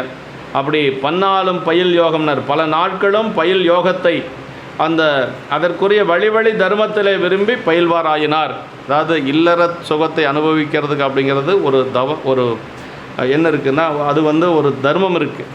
அந்த தர்மத்தில் நின்று அவர் இல்லறத்தை அனுபவித்தார் அப்படின்னு சொல்கிறாருங்க. ஆமாம், அதுக்கு சோற்றுத்துறை தேவாரத்தில் நம்முடைய அப்பர் சாமிகளும் பாடுறார். என்ன சொல்கிறார் அப்படின்னா, அந்த கணவன் மனைவி என்று சொல்லக்கூடிய அவர்கள் அனுபவிக்கக்கூடிய இன்பத்தை சொல்லுகின்ற பொழுது அருமையான ஒரு சொல்வார். அங்கே சோற்றுத்துறை தேவாரத்தில் வருதுங்க. என்ன சொல்கிறார் அப்படின்னா, நெரிசே சிற்றின்பம் அப்படின்னு சொல்வார். அதனால் கணவன் மனைவி என்று சொல்லக்கூடிய அந்த ஒழுக்கம் இருக்குது பாருங்கள், அதில் எப்பவும் விலகக்கூடாது. அந்த ஒழுக்கத்தோடு நின்று நாம் வந்து அந்த இன்பத்தை அனுபவிப்பது தவறில்லை அப்படின்னு சொல்லி, அதான் நெறிசேர் சிற்றின்பம் என்று சொல்லி அதில் வரும். இதுவும் எனக்கு சென்னை பையா தான் அந்த இடத்த சொன்னார். ஆமாம், அதுவும் ஒரு காரணத்துக்காக நான் அவர்கிட்ட போயிருந்த பொழுது இந்த பாடலுக்கு இதுதான் பொருள் என்று சொல்லி சென்னை பையா சொன்னாங்க. சோற்றுத்துறை தேவாரத்தில் சொல்லப்பட்டிருக்கு. அதனால் இல்லறத்தை அனுபவிக்கிறது அப்படிங்கிறது ஒன்றும் சிற்றின்பத்தில் வராதது. இல்லறம் என்று சொல்வது ஒரு பெரிய தர்மம். அந்த தர்ம வழியில் நின்று அவர் வந்து இப்போ 2 பேர் அவங்க அந்த இல்லறத்தை நடத்தி கொண்டிருக்கிறார்கள் என்று சொல்லி சொல்கிறார். தென்னாவலூர் மன்னன் அப்படின்னார். அதாவது தென்னாவலூர் தென் அப்படின்னா பெருமைன்னு அர்த்தங்க. தென்னுனா தெற்கேன்னு சொல்லி அர்த்தம் இல்லை, திசையை சொல்லுவதல்ல. தென் என்று சொன்னால் பெருமை வாய்ந்த என்று சொல்லி அர்த்தங்க. ஆமாம், அதனுடைய உயர்வு கருதி சொல்கிறது. இங்கு 2 ஆன்மாக்களின் கூட்டத்தில் சிற்றின்பம் என பெயர் பெறும் நாயகன் நாயகி பாவனையில் ஆன்மாவாகிய நாயகி உயிர் தலைவனாக ஈசனை கூடுதல் பேரின்பம் எனப்பெறும் என்று சொல்லி, அதை நம்ம சைவ சித்தாந்தத்தில் சொல்லணுன்னா ஆண் பெண் எல்லாருமே வந்து பெண் தான், இறைவன் ஒருவன் தான் ஆணுங்க. திருவருட்பயனில் வருது, இறைவன் ஒருவன் தான் ஆண். சைவத்தில் வந்து ஆண் மகன் அப்படின்னா இறைவன் மட்டும்தான். ஆன்மாக்கள் எல்லாமே பெண் தான். ஆன்மாக்களில் வந்து ஆண் பெண் கிடையாது. எல்லா பெண்ணாக இருக்கக்கூடிய அத்தனை ஆன்மாக்களை இறைவனுடைய திருவடியில் சேருவது தான் இன்பம். ஆமாம், ஏன்னா நம்ம எல்லாருமே வந்து பெண் அப்படிங்கிறது தான் சைவ சித்தாந்தத்தில் சொல்லக்கூடிய உண்மை. அது மாதிரி 2 பேரும் இன்பம் அனுபவித்தாலும் பெருமானுடைய திருவருளில் வந்து 2 பேருமே அடங்கியிருக்கிறாங்க அப்படிங்கிறத உண்மைங்க. பிராணவாயுவை அடக்கி சுழுமுனையின் வழியே பிரம்மரந்திரத்தில் செலுத்தி துவாதசாந்தத்திலே விந்து சோதியாகிய ஒளியை தரிசித்து அக்காட்சியில் அழுந்தி அதன் மயமாய் நிற்றல் சிவயோகம் என்று சொல்லி சொல்கிறாங்க. அந்த சிவயோகத்தில் நின்றவர் நம்முடைய சுந்தரமூர்த்தி சாமிகள் அப்படின்னு சொல்லி சொல்லுவாங்க. இப்படி பொன்னாறு முலையோங்கள் புனல் குபடை சார்பாக என்று சொல்லி இந்த பாட்டில் சொல்கிறார். அப்படின்னா பாண்டி நாட்டு விஷயத்தின் பின்னர் சீர்காழியில் தமது திரு மாளிகையில் போந்த போது தமது தாயார் அடிவணங்கிய காலை தோணியில் வீற்றிருக்கும் பெரிய நாச்சியாராகிய தாயாரை மனம் கொண்டமையும் ஞானசம்பந்த பெருமான் அப்படி அங்கு தன்னுடைய திருமாளிகைக்கு செல்லுகின்ற பொழுது தமது தாயார் அடிவணங்கிய காலை அம்மாவை வந்து வணங்குகின்ற பொழுது அது எப்படி நினச்சார் அப்படின்னா பெரிய நாச்சியாரை தனது மனதிலே கொண்டார் என்று சொல்லி, அது ஆன்மார்த்த ஸ்தலம். அதாவது இங்கே வந்து சுந்தரருக்கு எப்படி ஆன்மார்த்த ஸ்தலம் தியாகேச பெருமானோ ஆன்மார்த்த மூர்த்தி, அது மாதிரி ஞானசம்பந்த பெருமானுக்கு பெரிய நாயகியும் தோணியப்பரும் தான் ஆன்மார்த்த ஸ்தலங்க. அதான் அவங்கள எப்படி பார்த்தார் அப்படின்னா அவர் தாய் தந்தையராகத்தான் பார்த்தார். ஆமாம், அப்பா அம்மாவாக தான் பார்த்துருக்கிறார். யோக பரம்பரையில் விரும்பினார்னா சரியை ஆதி 4 யோகபாதத்தை விளக்க வந்த நம்பிகள் இவரை வழிபட்டு கதி பெற்றாராகிய பெருமலை குருமநாயனார் யோகத்தின் வழியே இவரை முன்னடைந்தனர். அதாவது என்னென்னா 4 பாதங்கள் என்று சொல்லக்கூடியதில் யோக பாதத்தில் நின்றவர் சுந்தரர் இல்லையா. சரியில் நின்றவர் நாவுக்கரசு பெருமான், கிரியையில் நின்றவர் சுந்தரமூர்த்தி சாமிகள், யோகத்தில் நின்றவர் சுந்தரர், அப்புறம் ஞானத்தில் நின்றவர் மணிவாசகர். இப்படி சொல்லலாமான்னா தப்பு, அப்படி சொல்லக்கூடாது. என்னடா இப்போ தான் நீங்கள் சொன்னீங்க இப்போ சொல்லக்கூடாதுங்கிறீங்கன்னா, சரிகையில் ஞானம் பெற்றவர் நம்முடைய நாவுக்கரசு பெருமான், கிரியையில் ஞானம் பெற்றவர் நம்முடைய ஞானசம்பந்த பெருமான், யோகத்தில் ஞானம் பெற்றவர் நம்முடைய சுந்தரமூர்த்தி சாமிகள், ஞானத்தில் ஞானம் பெற்றவர் பாதவூரடிகள். எல்லாரும் ஞானம் பெற்றவர்கள். அது நம்ம மறந்துடக்கூடாது. ஒரு வெளியில் சும்மா பேசிட்டு போவாங்க, சரிகைக்கு நம்முடைய நாவுக்கரசு பெருமான், அப்போ அவருக்கு ஞானமே கிடைக்கலையா? ஞானம் பெற்றவர் நாவுக்கரசு பெருமான். அது எங்கே சொல்கிறார்? திருவடி அடையிற பொழுது சொல்கிறார். நல்லா கவனமாக இருக்கணும், யார் பேசினாலும் நம்ம கவனமாக கேட்கணும். அங்கே எப்படி சொல்கிறார் தெரியுங்களா? அவர் திருவடி அடைஞ்சதை, மண்முதலாம் உலகேத்த மண்ணு திரு தாண்டகத்தை புண்ணியா உன்னடிக்கே போதுகின்றேன் என புகன்று நன்னறிய சிவானந்தத்து ஞான வடிவேயாகி அன்னலார் செவடிக்கீழ் ஆண்டரசு அமர்ந்திருந்தார் அப்படின்னார். அப்போ ஞானம் கிடச்சி தானே திருவடி அடைய முடியும். சைவத்தில் என்ன தெரியுங்களா? சரியிலிருந்து நேரடியாக திருவடிக்கு போக முடியாது. சரிகையில் ஞானம் பெற்றால் தான் திருவடி அடைய முடியும். இது ரொம்ப கவனமாக கேட்கணும் நம்ம. அதே மாதிரி ஞானசம்பந்த பெருமான் கிரியை தானே, பாட்டு தானே பாடினார். அவருக்கு பாட்டு பாடினார், அதனால் அவர் சரி கிரியையில் நின்றவர். ஞானம் கிடைக்கலையானா திருவடி அடையிறத பாருங்கள். நீங்கள் என்ன சொன்னாருங்க? ஞானமே நெறிதான் யாருக்கும் நமச்சிவாய சொல்லாம் என்று ஆனசொல் நமச்சிவாய திருப்பதியத்தை அங்கன் வானனும் நிலனும் கேட்க அருள் செய்து மனத்தில் வந்தோர் இனமாம் பிறவி தீர யாவரும் புகுக என்றார் அப்படின்னார். அப்போ ஞானமே நெறிதான் யாருக்கும் நமச்சிவாய சொல்லாம் என்று அங்கேயும் ஞானம் வருது. அங்கேயும் ஞானசம்பந்த பெருமான் ஞானம் பெற்று தான் போகிறார். சுந்தரரை பற்றி சொல்லுகின்ற பொழுது, சுந்தரரை பற்றி பிள்ளானை சருகத்தில் என்ன சொல்கிறார்னா சேக்கிழார் பெருமான், அவர் அதாவது தசகாரியங்கள் அப்படின்னு சொல்லி 10 இருக்குது சைவ சித்தாந்தத்தில். தத்துவ ரூபம், தத்துவ தரிசனம், தத்துவ சுத்தி, ஆன்ம ரூபம், ஆன்ம தரிசனம், ஆன்ம சுத்தி, சிவரூபம், சிவ தரிசனம், சிவயோகம், சிவபோகம் 10ங்க. சிவத்தில் 4 வரும். இது 3லேயே 2லேயும் 6, 3 3 6. சிவத்தை பற்றி வருகின்ற பொழுது 4 வரும். அதில் சிவபோகத்தில் நின்றவர் யார்? நம்முடைய சுந்தரர். இது எங்கே வருது அப்படின்னா வெள்ளானை சருக்கத்தில் வருதுங்க. படியில் நீடும் பக்தி முதல் அன்பு நீரில் பனை தோங்கி வடிவு நம்பி ஆரூர செம்பன் திருமேனி வனப்பாக கடிய வெய்ய இருவனியன் கலல்கட்டடைந்து கதிர்பரப்பி முடிவில்லாத சிவபோகம் முருகி முதிர்ந்து விளைந்ததால் அப்படின்னார். அவர் எப்போ கேரளா மலைநாடு போகணும்னு நினச்சார் அப்படின்னா சிவபோகம் வந்ததுக்கு பின்னாடி கேரளா போகணும்னு நினச்சாராம். எங்கே? சேரமான் பெருமான் நாயனாரை பார்க்கறது. இது 2வது பாட்டில் வருதுங்க. 3வது பாட்டு இங்கே வந்துடுது. முதல்ல அவர் அதாவது ஒரு சிறப்பு என்னென்னா, கொங்கு நாட்டுக்கு சுந்தரர் கைலாயம் போகிற பொழுது யாத்திரை திருவாரூர்லேருந்து ஆரம்பிக்கிறாரு. திருவாரூரில் ஆரம்பிச்சிட வந்த முதல் ஸ்தலம் அவிநாசி எம்பதி. அதுதான் ஒரு பெரிய சிறப்பு. அவிநாசி தான் போகிறார். அவிநாசி எம்பதி முதலையுண்ட பிள்ளையை மீட்டு கொடுத்து அதற்கு பிறகு தான் அடுத்த மாதம் விழா வருதுங்க. அடியனுக்கு நிகழ்ச்சி கொடுத்துருக்குறாங்க. நம்ம அது வியாழக்கிழமை நாள் வருது. தேதி கூட எனக்கு இருக்குது, சொல்கிறேங்க, நம்ம குரூப்பில் போட்டு விடலாம். அந்த விழா முதலையுண்ட பாலகனை மீட்டு கொடுத்த விழா இங்கே நடக்குது. அது பெருந்துறை ராமசாமி, இங்கே இருக்கிற அர்ச்சகர்கள் எல்லாம் சேர்ந்து நல்லா சிறப்பாக செய்கிறாங்க. அதனால் அது ஒரு பெரிய விழாவாக வருதுங்க. அந்த முதலையுண்ட பாலகனை மீட்டு கொடுத்து அதற்கு பிறகு தான் இங்கேருந்து போகிறார். அப்பா சிவபோகம் என்று சொல்வது ஞானம். அதனால் அவரும் ஞானம் பெற்றிருக்கார். வாதபுரடிகள் ஞானத்தில் நின்றவர். இப்படியெல்லாம் எல்லாத்துக்கும் யோக பரம்பரையில் விரும்பினார்னா யோகத்தோடு நின்றார் நம்ம நினச்சக்கூடாது. ஞானத்துக்கு போயிருக்கிறார். ஞானம் பெற்றதுனால தான் பெருமான் திருவடிக்கு போக முடியும். நம்ம சைவ சித்தாந்தப்படி சைவத்தில் ஞானம் பெற்றால் ஒழிய வீடு பேரு கிடையாது. நம்ம வீடு பேரு கிடைக்கணும்னா என்ன செய்யணும்? ஞானம் கிடைக்கணும் அப்படின்னு சொல்கிறார். இப்படி நாடுவன் நாபிக்கு மேலேயோர் 4 விரல் என்று சொல்லி நம்பிகளுடைய தேவாரத்தில் சொல்கிறார். இவரை வழிபட்டு யோக நிலையில் இருந்த பெருமான் திருவிடைந்தவர் பெருமலை குருமநாயனர். அவர் என்ன வேற ஒன்றும் செய்யலைங்க. நம்பி யாரூரான்னு சொல்லிட்டு இருந்தார். அவ்வளோதான், வேற ஒன்றும் செய்யலை. வேற எந்த தொண்டும் அவர் செஞ்ச மாதிரி இல்லை. நம்பி நாமம் நவின்ற நலத்தால் அனிமாதி சித்திகள் பெற்றாருங்கிறார் சேக்கிழார் பெருமான். நம்பி யாரூரான்னா அந்த நிலை வந்துடும். 5 எழுத்து இருக்குதுங்க. அதில் ஞான சம்பந்தர் 5 எழுத்து, நாவுக்கரசர் 5 எழுத்து, நம்பி ஆரூரர் 5 எழுத்து, மணிவாசகர் 5 எழுத்து. புள்ளி வச்சலத்தை நீக்கி பார்க்கணும். புள்ளி வச்சலத்தை திரு சேர்த்தக்கூடாது. புள்ளி வச்சலத்தை எடுத்துடணும்.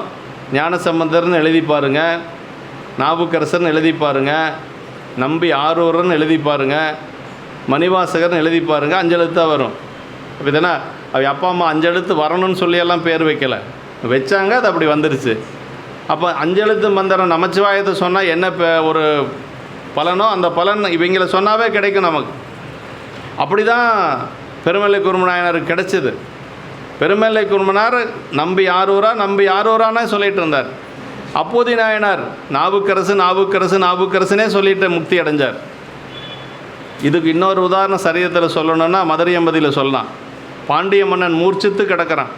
பாண்டியன் மன்னன் அப்படியே உயிர் மட்டும்தான் போயிட்டுருக்குது, உணர்வு இல்லாமல் கிடக்கிறார் பாண்டிய மன்னன். அப்போ ஞானசம்பந்த பெருமான மங்கையர்க்கரசியாரும் குலச்சிறையாரும் அழைச்சிட்டு போகிறாங்க. அப்படி அழைத்து கொண்டு அவங்க அழைப்பில் இவர் போகிறார். ஞானசம்பந்த பெருமான் வராரு அப்படிங்கிற அந்த சொல்லு மட்டும் அவன் காதுக்குள்ளே போகுது, பாண்டியனுடைய காதுக்குள்ளே. சேக்கிழார் பெருமான் சொல்கிறார், அப்படியே மூர்ச்சித்து படித்திருந்த அந்த பாண்டிய மன்னன் இப்போ எழுந்திரிச்சு உட்காந்துட்டான். அங்கே சொன்னது என்னென்னா, 2 பேரும் பேசிகிட்டு இருக்கிறாங்க. யார் பேசிகிட்டு இருக்கிறாங்க? குலச்சிறை நாயனாரும் மங்கையர்க்கரசியாரும் பேசிகிட்டு இருக்கிறாங்க. மீனவன் செவியினோடு மெய்யுணர்வு அளிப்போர் கூற ஞான சம்பந்தன் என்னும் நாம மந்திரமும் செல்ல ஆனபோது அயற்சிதனை நீங்கினார் சேக்கிழார் பெருமான். அப்படியே உயிர் போகிற நிலையில் படுத்து கொண்டிருக்கிறார் யார்? பாண்டியன். நின்றசீர் நெடுமாறனார் மங்கையர்க்கரசியாருடைய கணவன். அப்படி இருக்கிற பொழுது வெப்பு நோயினுடைய ஒரு தாங்க முடியல அந்த வேதனை. இவங்க 2 பேரும் பேசிக்கிறாங்க. குலச்சிறை நாயனார் மங்கையர்க்கரசியார் என்ன பேசிக்கிறாங்கன்னா, இந்த சமணர்கள் எவ்வளவோ பாடுபடுறாங்க, அவங்களால நீக்க முடியல. இவங்க 2 பேரும் என்ன பேசிக்கிறாங்க, ஞானசம்பந்தர் வந்தார்னா இந்த நோய் மட்டும் அல்ல, பிறவி நோயும் நீங்க அப்படின்னு சொல்லி பேசிகிட்டு இருக்கிறாங்க. அந்த ஞானசம்பந்தருங்கிறது அவன் காதுக்குள்ளே போயிடுது. பாண்டியனுடைய காதுக்குள்ளே ஞானசம்பந்தருங்கிறது போயிடுச்சு. எந்திரிச்சு உட்கார்ந்தாராம். எந்திரிச்சு உட்காந்து மாற்றம் ஒன்று உரைக்கலுற்றார்னார். அப்படின்னா சரி, அந்த ஞானசம்பந்தரை வர சொல்லுங்க அப்படின்னு சொல்லி சொன்னாராம். இதுதான் நமக்கு சரியான நேரம்னு சொல்லி ஞானசம்பந்த பெருமானை அழைத்து கொண்டு வந்து அவங்க 2 பேர் சமணர்களும் இவரும் வந்து ஒரு ஒப்பந்தம். நாங்கள் ஒரு பக்கம், நீங்கள் ஒரு பக்கம். அவங்க வந்து வலது பக்கம், ஞானசம்பந்த பெருமான் இடது பக்கம். 2 பேரும் மந்திரத்தை சொல்கிறது. அவங்க மந்திரத்தை சொல்லி முதல்ல அந்த குண்டிகையில் இருக்கக்கூடிய தண்ணியை ஊற்றுனா அப்படி கொதிக்குதான். அப்படி எப்படி ஒரு இரும்பில் காய்ச்சின இரும்பில் தண்ணி ஊற்றினா எப்படி இருக்கும், அது மாதிரி கொதிக்குது. ஞானசம்பந்த பெருமான் அப்படியே அந்த மந்திரமாவது நீர் பதிகத்தை பாடி அப்படி திருநீரை பூசினா அப்படியே தென்றல் வந்து தவழ்ந்தது போல் இருந்துதான். பாண்டியனுக்கு அப்படியே சுகமாக இருந்துதான். அப்புறம் அப்படியே ஞானசம்பந்த பெருமான் திரும்பி பார்த்தாராம். இந்த பக்கம்னு நீயே பண்ணிடுறப்பா, அவங்களால முடியாது அப்படின்னு சொல்கிற மாதிரி இருந்துதான்.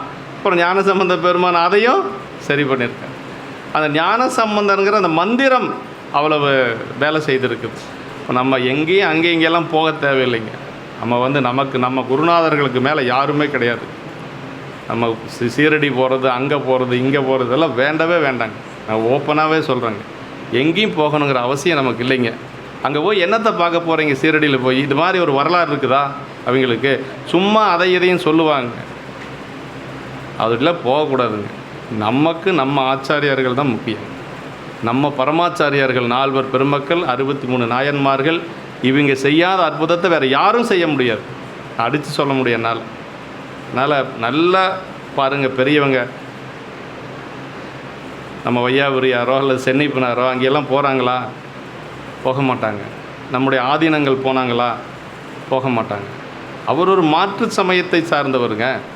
அவர் ஏதோ செய்கிறாரு, 4 பேர் போகிறாங்க, அவங்களுடைய அறிவு அவ்வளோதான் இருக்குது. நம்ம சைவ சித்தாந்தம் படிச்சுட்டு, திருமுறை படிச்சுட்டு, பெரிய புராணத்தை படிச்சுட்டு அங்கே நமக்கு வேலை இல்லை. அதெல்லாம் போகக்கூடாது. அவங்க வராங்களா நம்மக்கிட்ட? அவங்க வந்தாங்கன்னா வந்துட்டு போகிறாங்க, அதை பற்றி சந்தோஷம்.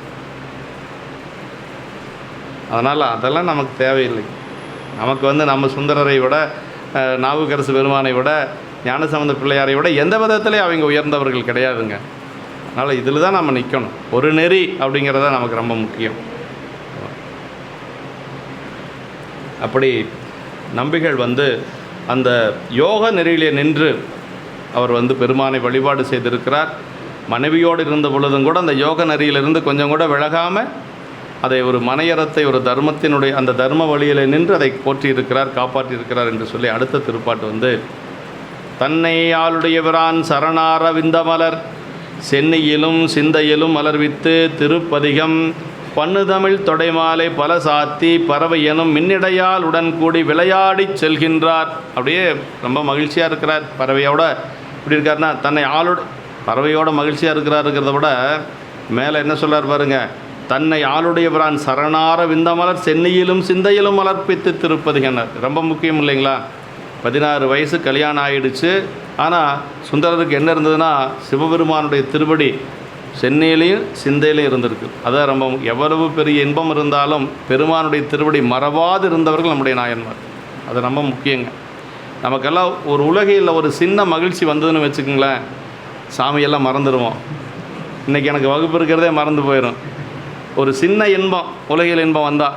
ஆனால் திருமணமாயி அப்போ தான் அந்த அன்னைக்கு தான் அடுத்த நாள், இது திருமணம் ஆகி அடுத்த நாள், அந்த நாள்னே சொல்லலாம். முதல்ல என்ன சொல்கிறார் பாருங்கள், 2வது பாட்டில் என்ன சொல்கிறார், பெருமானுடைய தன்னை ஆளுடைய பிரான் சரணார விந்தமலர் சென்னியிலும் சிந்தையிலும் மலர்வித்து அப்படின்னார். இது ரொம்ப முக்கியம். எந்த நிலையிலையும் பெருமானை மறவாது இருந்தவர் சுந்தரர் அப்படி அதான் சொல்கிறார். அப்படி நாவலூர் மன்னன் தம்மை ஆளாக உடைய சிவபெருமானது பாததாமரைகளை தலைக்கனியாக மேல் சூட்டியும் மனத்திலும் நினைத்தும் திருப்பதிகமாகிய தமிழ் சொற்றொடை மாலைகள் பலவற்றை அருளியும் பறவை என்னும் தேவியாருடன் உடன் விளையாடி வருவாராயினார். இது கூட வந்துங்க முதல் திருமணங்க. ரெண்டாவது திருமணம் செய்கின்ற பொழுது அங்கே திரு ஒற்றியூரில் வந்து அம்மாக்கிட்ட சத்தியம் பண்ணித்தான் திருமணம் செய்கிறார். உன்னை விட்டுட்டு போக மாட்டேன், திரு ஒற்றியூரை விட்டு நான் தாண்ட மாட்டேன்னு சொல்லி சூளுரைச்சு தானே திருமணம் செய்கிறார். திருமணம் செஞ்சாச்சு. திருமணம் ஆன உடனேயே திருவாரூர் பெருமான் அவருக்கு நினைவுக்கு வந்துட்டார். வசந்த காலம் வந்துடுச்சு. இந்த மாதிரி கோடை காலத்தில் வசந்த விழா நடக்கும் திருவாரூரில். அந்த வசந்த விழாவில் அடியார் பெருமக்களெல்லாம் புடைசூழ பெருமான் அப்படியே திரு ஓலக்கம் வருவார். அப்படி அந்த ஓலக்கம் வருகின்ற பொழுது பரவைநாச்சியார் ஆடியும் பாடியும் பெருமானுடைய புகழை பாடிக்கொண்டு அடியார்களோடு அப்படியே வருவாங்களாம். அந்த நிகழ்வு அவர் கண்ணு முன்னாடி வருதுங்க. அப்படி கண்ணு முன்னாடி வந்த உடனேயே எத்தனை நாள் பிரிந்திருக்கேன் என்னாரூர் இறைவனையே என்று சொல்லி அப்படியே அந்த சத்தியத்தை மறந்துட்டு மனைவியை மறந்துட்டு வெளியில் வந்தார். வெளியில் வந்தால் ரெண்டு கண்ணும் போச்சு இல்லையா? ஏன்னா சத்தியத்தை வந்து காப்பாற்றணும் யாராக இருந்தாலும் அது வேறு. ஆனால் அவரால் வந்து திருவாரூர் பெருமானை மறக்காமல் இருக்க முடியாது. இது சங்கடி நாச்சியாருடைய திருமணம் செய்த புதிது. அதே மாதிரி இங்கே நம்ம கேரளாவில் வந்து நம்முடைய சேரமான் பெருமாள் நாயனாருடைய அரண்மனையில் இருக்கிறாருங்க. அவருக்கு என்ன குறை? அரண்மனையில் அவர் என்ன சொன்னார் அப்படின்னா, சேரமான் பெருமாள் நாயனார் பாரோடு விசும்பாட்சி எனக்குனது பாதமலர் அப்படின்னார். நீங்கள் ஆட்சி ராஜாவாக இருங்க, உங்கள் திருவடிக்கிங்கிலிருந்து நான் உங்களுக்கு தொண்டு செய்கிறேன், இதை விட எனக்கு ஒரு பேர் இந்த உலகத்தில் ஒன்றும் இல்லைன்னு யார் சொன்னார்? சேரமான் பெருமாள் நாயனார் சொன்னார். பெருமாக்கோதையார் அவ்வளோ பெரிய அரசன் சொல்கிறார், நீங்கள் ராஜாவாக இருங்க சாமி, நான் உங்களுக்கு சேவகம் செய்கிறேன் அப்படின்னு சொல்லி சொன்னாருங்க. இவர் என்ன சொன்னார் அப்படின்னா, எனக்கு ஆரூர் பெருமானை மறந்த என்னால் இருக்க முடியாதப்பா, நீ ராஜாவாக இருக்க சொன்னாலும் சரி, அதுக்கு மேலே ஏதாவது கொடுத்தாலும் சரி. அங்கே தான் பாடுறார், பொன்னும் மெய்ப்பொருளும் தருவானை, போகமும் திருப்பும் உணர்ப்பானை, பின்னையன் பிழையை பொறுப்பானை, பிழையலாம் தவிர பணிப்பானை, இன்னதன்மையன் என்று அறிய ஒன்னா எம்மானை, எளிவந்த பிரானை, அன்னம் வைகும் வயல் பரணத்தனை ஆரூரானை மறக்கெழுமாமேனர். என்னால் மறக்க முடியாது என்று சொல்லி அதெல்லாம் தூக்கி எறிஞ்சிட்டு வந்தவர் சுந்தரர். ஏன்னா அரசனுடைய அதாவது அந்த அரச பதவியும் வேண்டான்ட்டார், மனைவியனுடைய இன்பத்தையும் தூக்கி எறிஞ்சிட்டு வந்தவர் சுந்தரர். அதனால தான் பெருமான்கிட்ட அவர் அவ்வளோ உரிமையாக பேச முடிஞ்சதுங்க. நம்மளாம் ஒரு சின்ன ஒரு இது கிடச்சிதுனாவே உலகில் நம்ம முக்கியமானதையெல்லாம் விட்டுட்டு போயிடுவோம். ஆனால் பெரியவங்க எப்படி இருக்கிறாங்க அப்படிங்கிறத நம்ம சிந்திச்சு பார்க்கணும். அதான் நமக்கு ரொம்ப முக்கியங்க. சும்மா சுந்தரர் திருமணம் பண்ணார், 2 கல்யாணம் பண்ணார் அப்படின்னா, அந்த 2 கல்யாணம் பண்ணினாலும் கூட கல்யாணம் பண்ண அடுத்த நாள் அவர் திருவடி மேலே பெருமானுடைய திருவடியைத்தானே வச்சுருந்தார். மனைவியோடு இருந்தாருங்கிறது ஒரு பாட்டு சொல்லியாச்சு, அவ்வளோதான், முடிஞ்சு போச்சு. இனிமேல் சொல்ல மாட்டார். மனைவியோடு அவர் இன்பமாக இருந்தார் அப்படிங்கிறதுல எந்த மாற்று கருத்து இல்லை. அது ஒரு பாட்டோட முடிச்சு போச்சு. இனி வரதெல்லாம் இறைவனுடைய திருவருள் சுமந்து கொண்டு அவர் செய்யக்கூடிய வேலை தான் இருக்குது. அதுதான் இங்கே சொல்லார். அப்படி சென்னியிலும் சிந்தையிலும் மலர்வித்துனார். மலர் சென்னியிலும் சிந்தையிலும் மலர்வித்து அப்படின்னார். சென்னியில் சூட்டுதலும் மனத்தில் மலரச் செய்தலும் என்று சொல்லி, சென்னியில் சூட்டுதல், சென்னியில் வைத்து சிந்தித்தல், சேவடிக்கணம் சென்னி மண்ணி திகழும் என்னார் திருவாசகத்தில் இல்லையா? பெருமானுடைய திருவடி எங்கே வச்சுருக்கணும்? நம்ம சென்னியில் வச்சுருக்கணும். பெருமானுடைய திருவடி எப்பொழுதும் நம்ம தலைமையில் இருந்து கொண்டே இருக்கணுங்க. எப்படி பெருமானை நம்ம கூத்த பெருமானை வணங்கணுன்னா, அந்த தூக்கிய திருவடி நம்ம தலைமையில் இருக்கணும், அது எப்பொழுதும் இருக்கணும். அப்புறம் நெஞ்சுக்குள்ளே வச்சு நம்ம மறவாத நெஞ்சில் வச்சுருக்கணும் அப்படிங்கிறது தான் நமக்கு சொல்லப்பட்டிருக்கிறது. அதான் சொல்கிறார். சிந்தையில் மலர்வித்தலாவது மனத்திலே முழுதும் மலர்ந்த பயன் தருமாறு செய்தல். இவ்வாறு ஈரிடத்து மலர்வித்தல் ஒரு செயல். சென்னை அடுத்தது சிந்தை, 2 பக்கம் பெருமானுடைய திருவடியை மலரச் செய்யணும் அப்படின்னு சொல்லி சொல்கிறார். அதன் பயனாக அவ்வாறு வைத்து சிந்தித்ததனாலே திருப்பதிமாகிய பண்ணு தமிழ் தொடைமாலை பலவும் போந்தன. பெருமான் திருவடியை நெஞ்சுக்குள்ளே வச்சிருந்ததுனால தான் அந்த திருப்பதிகங்கள் பலவும் போந்தது என்று சொல்லி சொல்லாருங்க. அவற்றையே இறைவனுக்கு சாத்தினார் என்று சொல்கிறார். சித்தியாரில் புண்டரிக மலர்தாள சிரத்தே வாழும் பொற்பாதம் எப்போதும் போற்றல் செய்வாம் என்று சொல்லி சிவஞான சித்தியார் பரபக்கத்தில் சொல்லாருங்க. அதாவது புண்டரிக மலர், புண்டரிகன்னா தாமரை போன்ற அந்த திருவடியை சிரத்தை வாழும் பொற்பாதம் எப்போதும், அந்த திருவடியை வந்து தலைமையில வைத்து கொண்டு வாழக்கூடிய அந்த வாழ்க்கை எப்போதும் போற்றல் செய்வாம் என்று சொல்லி அது சித்தியாரில் சொல்லுது. மலர்வித்து அப்படின்னா சாத்தி கொண்டு என்று சொல்லி, விளையாடியும் செல்கின்றமையால் மேலே யோகம் பரம்பரையில் விரும்பினார் என்பது சிவ யோகத்திலே நிலைத்த உணர்ச்சி பெறலாமலே வாழ்ந்தனர் என்பது பெறப்படும் என்று சொல்லி, அதே மாதிரி நின் வேட்கை தீர வாலி மண்மேல் விளையாடுவாய் என்று சொல்லி, இது இறைவனுடைய கட்டளை. நம்ம எப்பொழுதும் இந்த திருமண கோலத்திலிருந்து மண் மீது விளையாடி வரணும் என்று சொல்லி இறைவனே அவருக்கு வந்து ஒரு அருள் செய்கிறார். அது மாதிரி இறைவனுடைய கட்டளை ஏற்று அவர் வந்து மின்னிடையாளுடன் கூடி விளையாடி செல்கின்றார் என்று சொல்லி அப்படி பறவையாரோடு அவர் வந்து மகிழ்ச்சியாக இருந்தார் அப்படின்னு சொல்லி சொல்கிறார். அடுத்து வந்து மாதுடன் கூட வைகி மாளிகை மருங்கு சோலை போதலர் வாவி மாடு செய்குன்றின் புடையோர் தெற்றி சீதளத் தரளப்பந்தர் செழுந்தவிசில் இழிந்து தங்கள் நாதர்பூங்கோயில் எண்ணெய் கும்பிடும் விருப்பால் நம்பி. இங்கேயும் அருமையான இடங்கு, அருமையான பாட்டு. இப்போ பெரிய சோலை ஒன்று, அந்த சோலைக்கு பக்கத்தால் ஒரு பெரிய காட்டேஜ், நம்ம லாங்குவேஜில் சொல்கிறதுனா காட்டேஜ் இல்லைங்களா, சுற்றி வர சோலை, இடையில வந்து ஒரு குளம், இப்படியெல்லாம் அந்த பறவைகளெல்லாம் அப்படி சத்திச்சிட்டு இருக்கோம். அந்த இடமே ஒரு சுகமான ஒரு இடங்க. அந்த ஒரு இடத்துல சுகமான ஒரு இருக்கை, இவரும் பறவையாரும் அமர்ந்து கொள்ளுவதற்கு ஒரு இருக்கை அப்படியெல்லாம் இருக்குதான். ஆனால் அதை வந்து இழிந்து அப்படின்னார், அதெல்லாம் ஒரு பொருளாகவே கருதலையாகும். அவருக்கு மனசு பூரா இப்போ எங்கே இருக்குது அப்படின்னா ஆரூர் பெருமான் மேலே தான் இருக்குது. கும்பிடும் விருப்பில் தான் மனசு இருந்தது. இப்படியெல்லாம் சூழ்நிலை இருந்தால் ஒருத்தர் வந்து அப்படி வருவாங்களா அப்படின்னா கேள்விக்குறி தான் இல்லைங்களா. ஆனால் சுந்தரர் வந்து அதையெல்லாம் ஒரு பொருளாகவே கருதலை அப்படின்னு சொல்லி சொல்கிறார். அதான் இங்கே சொல்கிறார், மாதுடன் வைகி, மாதுடன் கூட வைகி மாளிகை மருங்கு சோலைனர். பறவையாரோடு சேர்ந்து வாழ்ந்து இருந்து மாளிகையின் பக்கத்தில் என்னெல்லாம் இருக்குதுன்னு பாருங்கள். சோலையில் நீர்ப்பூக்கள் மலர்ந்து விளங்கும் தடாகத்தின் சார்பில் ஒரு பெரிய குளம் இருக்குது, நீர்ப்பூக்களெல்லாம் நிரம்ப அதில் மலர்ந்து இருக்கிறது. செய்குன்றின் பக்கத்தில் ஒரு திண்ணையில் குளிர்ந்த முத்துவிதானத்தின் கீழ் அமைந்திருந்த அழகிய ஆசனத்திலிருந்து இறங்கி சென்றுனர். அப்படியே ஒரு அழகான ஒரு ஆசனமும் அவர் கொடுத்துருக்குறாங்க. அதெல்லாம் அனுபவித்து கொண்டு இருக்கக்கூடிய அளவுக்கு அந்த சூழல் இருக்கிறது. ஆனால் அதிலிருந்து இறங்கி சென்று தங்களுடைய இறைவர் எழுந்தருளிய பூங்கோயிலை அடைந்து கும்பிட வேண்டும் என்ற விருப்பத்துடன் நம்பிகள் போனார். அப்படின்னு இப்போ சாமி கும்பிடணும் அப்படிங்கிற நோக்கத்தோடு அந்த இருக்கையிலிருந்து கீழே இறங்கி இப்போ கோயிலுக்குள்ளே சுந்தரர் போகிறார். மாளிகை, அதாவது மாளிகை செல்லும் தவிசு, மாளிகை சோலை வாவி என்று சொல்லி அந்த தவிசின் உயர்வையும் அதனில் இருந்தோர் அதை விட்டு இலகுவில் நீங்களாகாத அருமையும் குறித்து நின்றன. அதுக்கு தான் எல்லாம் சொல்கிறார். அதிலிருந்து யாரும் வெளியில் வர முடியாது. ஆனால் சுந்தரர் வந்து அதுக்கு மேலே இன்னொரு இன்பம் என்னென்னா இறைவனுடைய திருவடி இன்பம். அதை அனுபவித்தவர் சுந்தரர். அதனால் அதை ஒரு பொருட்டாக கருதாமல் இங்கே கோயிலுக்கு வந்தார் அப்படின்னு சொல்லி சொல்கிறாருங்க. ஆமாம், சோலை வாவி செய்கின்ற முதலிய பொருள்கள் கூடிய நாயகன் நாயகிகள் அனுபவிக்கும் உலக அனுபவ பொருள்கள் என்று சொல்லி நாயக நாயகி கணவன் மனைவி அனுபவிக்கக்கூடிய ஒரு உலக பொருள்கள் இதெல்லாம். இவர்களின் பொருட்டே சுந்தரமூர்த்திகள் ஆணை வழி அவதரித்து அவர்கள் வழியே வேட்கைதேற மனக்கோலத்துடன் மண்மேல் விளையாடி வருகின்றார். ஆதலானும் இவை அவரது அனுபவங்களுக்கு மிக உரியவாயின. பின்னர் சேரமான் பெருமான் நாயனார் நம்பிகளுக்கு செய்யும் உபச்சாரங்களிலும் இது உண்மை பெறப்படும் என்று சொல்லி சொல்கிறாருங்க. ஆமாம், அது திருமுல்லை வாயில் பதிகத்தில் சுந்தரர் பாடுறாருங்க. திருவும் மெய்ப்பொருளும் செல்வமும் எனக்கு உன் சீருடை கடல்கள் என்று எண்ணினார். பாருங்கள், திருவும் மெய்ப்பொருளும் செல்வமும் எல்லாமே எனக்கு என்ன தெரியுமா, உங்களுடைய திருவடி தான் அப்படிங்கிறார். திருவும் மெய்ப்பொருளும் செல்வமும் எனக்கு உன் சீருடை கடல்கள் என்று எண்ணி ஒருவரை மதியாது ஒரு ஆமைகள் செய்து முடிவு முறைப்பனாய் திரிவேன் என்று சொல்லி. இப்போ பெருமான் சுந்தரர் வந்து அவருக்கு எல்லாமே செல்வம் மற்றது எல்லாமே வந்து என்னென்னா இறைவனுடைய அந்த திருவடி தான் அப்படிங்கிறதுல உறுதியாக இருந்திருக்கிறார். எந்த மகனும் விட்டகலாத அந்த காதல் விட்டு அகலாத உலக இன்பப் பொருள்களாகிய சோலை வாவி செய்குன்று தவிசு இவைகளின் இடையேயும் பூங்கோயில் சென்று கும்பிடும் விருப்பமே நம்பிகளுக்கு மிக்க இருந்தது. இதான் ரொம்ப முக்கியங்க.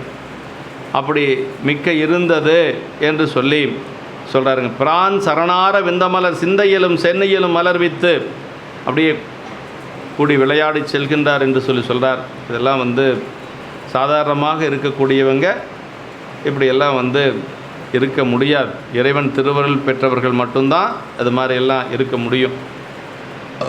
அந்த தவிசினது பிணைக்கும் தன்மையின் வன்மையை காட்டி நின்றது என்று சொல்லி சுகமான இருக்கையில் இருந்தாலும் கூட சுந்தரர் செழுந்தவிசில் இருந்தபோது நம்பிகள் மனம் அதில் பற்றாது கும்பிடும் விருப்பம் மேலிட்டு இருந்தது என்று சொல்லி சொல்கிறார். கும்பிடும் விருப்பை எழுப்ப பின்னர் திருத்தொண்ட தொகையை அருளை ஏதுவாயினமை குறிக்க தக்கது அதுவே அவரது அவதார தத்துவம் என்று சொல்லி. அதான் இனிமேல் வந்து இப்போ திருமணம் ஆயிருச்சு, திருத்தொண்ட தொகை கொடுக்கணும் இல்லையா, அதான் வந்த வேலை என்ன, மாதவம் செய்த தென்திசை வாழ்ந்திட தீதில்லா திருத்தொண்ட தொகை தர போதுவார் அவர் மேல்மனம் போக்கிட காதல் மாதரும் காட்சியில் கண்ணினார். ஆமாம், அதாவது உலகத்தில் நிற்கும் போதே சிவன் ஞானிகளின் அறிவிச்சை செயல்கள் உலகச் சார்பிலே செல்லாது சிவச்சார்பிலே செல்லும் அப்படின்னு. சிவன் ஞானிகள் வந்து எப்படின்னா உலகியல் இருந்தாலும் கூட அவங்களுடைய எண்ணங்களெல்லாம் எப்படி இருக்குன்னா உலகச் சார்பில் செல்லாது சிவச்சார்பை நோக்கி தான் செல்லுமா. அதாவது சிவன் ஞானிகள் சுந்தரர்லாம் வந்து சிவன் ஞானிகளாக இருந்தவர். அவர்களது கண் விழித்தே இருக்குமாயின் உலகத்தை நோக்காது உள்முகமாகவே நோக்கி நிற்றலால் உலகத்தாருக்கு குருடாகவே காணும்னு. அது விழிச்சு பார்த்தா நம்மளை மாதிரி இப்படி உலகியல் பார்த்துட்டு தான் இருப்பாங்க. ஆனால் உள்ளுக்குள்ளே போகிற யார் இருப்பாங்கன்னா இறைவனுடைய திருவடியை சிந்தித்து கொண்டே இருப்பாங்க. பரமே பார்த்திருப்பார் பதார்த்தங்கள் பாரார். சிவஞான சித்தியார் பரமே பார்த்திருப்பார்னா எதை பார்த்தாலும் அவங்களுக்கு சிவமாக தெரியுங்க, வேறு எதுவும் தெரியாது. அதனால் பொறுமையாக இருப்பாங்க, நிதானமாக இருப்பாங்க, கோபப்பட மாட்டாங்க. அவங்க யாரை பார்த்தாலும் சிவசிவா அப்படிங்கிறத தவிர வேறு எதுவும் அவங்களுக்கு வராது. அந்த மாதிரி சிவன் முக்தர்கள் அப்படின்னு சொல்லி பேருங்க. உடம்பு இருக்கிற பொழுதே முக்தி அடைந்தவர்கள் அவங்கெல்லாம். அந்த நாயன்மார்கள்லாம் அப்படி தானுங்க, உடம்பு இருக்கிற பொழுதே முக்தி அடைந்தவர்கள். அதனால் வந்து அவங்களுடைய நிலையே வேறு. ஒரு அரசர் தன்னுடைய பட்டத்து யானை வெட்டப்பட்டு கிடக்குது இல்லையா, புகழ்ச்சோழ நாயனார். பட்டத்து யானையை வெட்டுறது ஒன்று தான், அரசனை வீழ்த்துவது ஒன்று தான். பட்டத்து யானை இறந்து கிடக்குது, வர்றாரு குதிரை மேலே.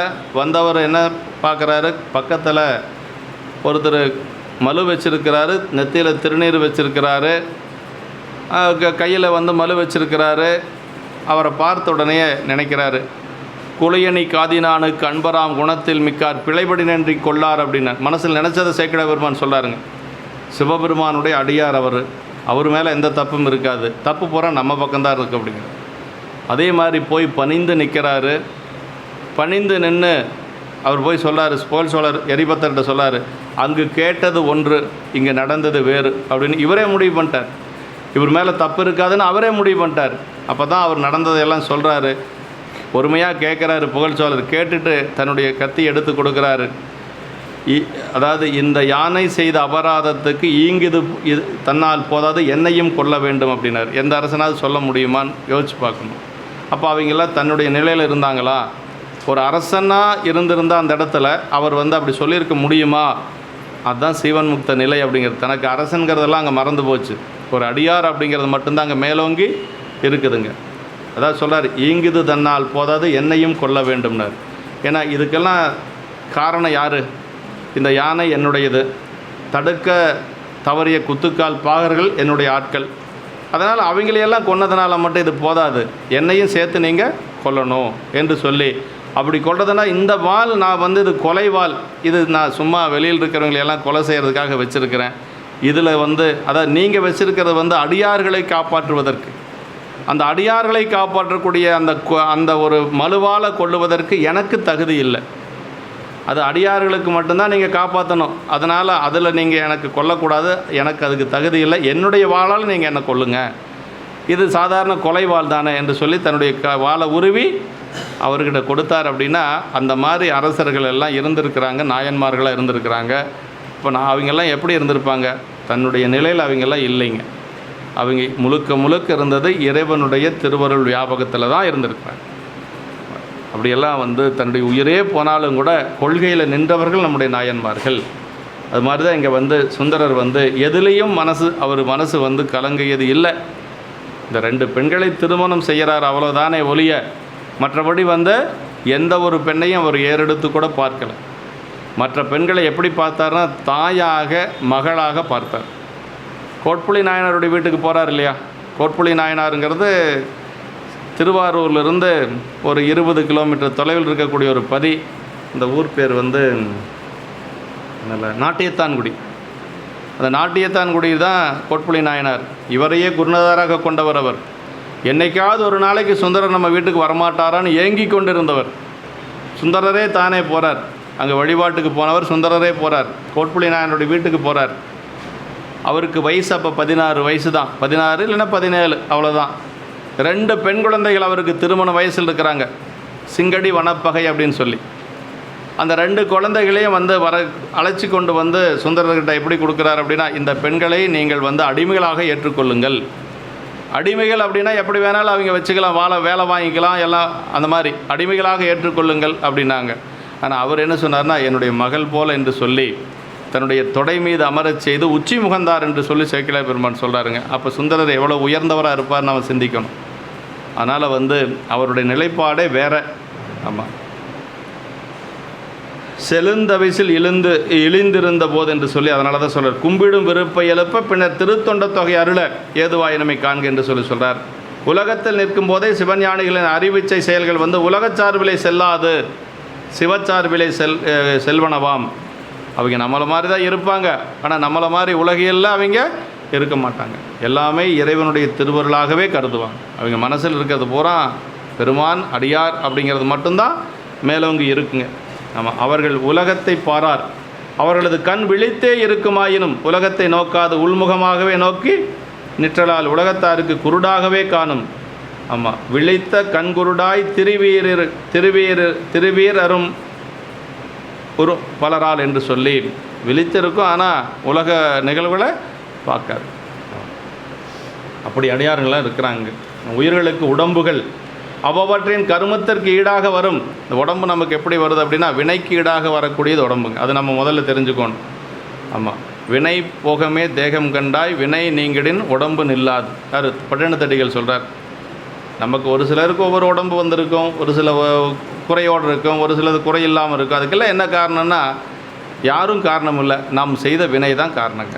ஆமாம், நம்மளுடைய உடம்பு நமக்கு அமைய பெற்றது. சும்மா தனு வருமோ, சும்மா பிணி வருமோ, சும்மா வருமோ சுகதுக்கம் எல்லாம் முன் செய்த வினைக்கு ஈடாய் என்னில் எய்தவனை நாடி இரு அப்படின்னு சொல்லி சிவபோகசாரத்தில் சொல்கிறார் குருஞான சம்பந்தர். சும்மா தனு வருமான, தனுன்னா உடம்புங்க, பிணி அதே மாதிரி பிணிகள் வருவது. சும்மா தனு வருமோ, சும்மா பிணி வருமோ, சும்மா வருமோ சுகதுக்கம். நமக்கு இன்ப துன்பங்கள் எல்லாம் வந்துட்டு போயிட்டுருக்குது இல்லைங்களா, அதெல்லாம் எப்படி வருது அப்படின்னா, எல்லாம் நான் செய்த வினைக்கு ஈடாய் அப்படின்னா, எல்லாம் நாம் செய்த வினைக்கு ஈடாய் அப்படின்னார். அப்படின்னா அவ யாரை நம்ம போய் பார்க்கணும்? எய்தவனை நாடியிரு அப்படின்ட்டு. எய்தவன் யார்? சிவபெருமான். நம்ம வினைக்கு ஈடாக நமக்கு வினைகளை எல்லாம் ஊட்டி கொண்டு இருப்பது சிவபெருமான் தாங்க. வேறு யாருனாலையும் கொடுக்க முடியாது, வேறு எந்த ஒரு கடவுளும் கொடுக்க முடியாது. ஆமாம், அதனால் எய்தவனை நாடியிரு அப்படின்னு சொல்லி சொன்னார். அதுதான் சிவபோகசாரர் சொல்கிறது. அப்படி நம்மளுடைய உடம்புகள் கருமத்திற்கு ஈடாக கொடுக்கப்பட்டதுங்கிறத நம்ம மறந்துடக்கூடாது. ஆனால் சிவஞானிகளுக்கோ எனில் பிராரத்த வினையை தொலைப்பதன் பொருட்டு மட்டுமே செயல் செய்ய காரணமாக உடம்புகள் பயன்படும். ஞானிகளுக்கு எப்படின்னா, அவர்களுடைய பழைய வினை கொஞ்சம் இருக்கும் பாருங்கள், அந்த வினையை தொலைக்கும் பொருட்டாக அவர்களுக்கு அந்த வினை கொடுக்கப்படுகிறது. அது பிராரத்த வினை. இப்போ செய்யக்கூடிய வினை நீங்கும் பொருட்டாக அவர்களுக்கு அந்த உடம்பை சாமி கொடுத்திருக்கிறார் என்று சொல்லி, அவை மேல் விளைவுக்கு வித்தாகாது. சூரிய வெளிச்சத்தில் ஏற்றி செய்யப்படும் கிரிகள் விளக்கில் காரியம் பயனற்றொழிய சூரிய ஒளி உதவி கொண்டே அவை செய்யப்படுவது போல என்று சொல்லி சொல்கிறார். இங்கு நம்பிகள் செயலும் அவ்வாறே காண்க என்று சொல்லி சொல்கிறார். அவனே தானேயாகி அநெறி ஏகனாகி இறைவனை நிற்க மலமாயதனோட வல்வினை இன்றே என்று சொல்லி நமக்கு 11ஆம் சூத்திரம் சொல்லுவது போல, அதாவது பெருமானுடைய திருவடியை நோக்கி நாம் செய்யக்கூடிய எந்த ஒரு செயலுக்கும் வினை வராதுங்க. அதுதான் நமக்கு 10ஆம் சூத்திரம் சொல்லுது. அவனே தானேயாகி அந்நெறி ஏகனாகி இறைவனை நிற்க மலம் மாயை தன்னோட வல்வினை இன்றேன்ட்டார். அதில் எப்போ நமக்கு இந்த வினையெல்லாம் நீங்கும், மலம் நீங்கும் அப்படின்னா,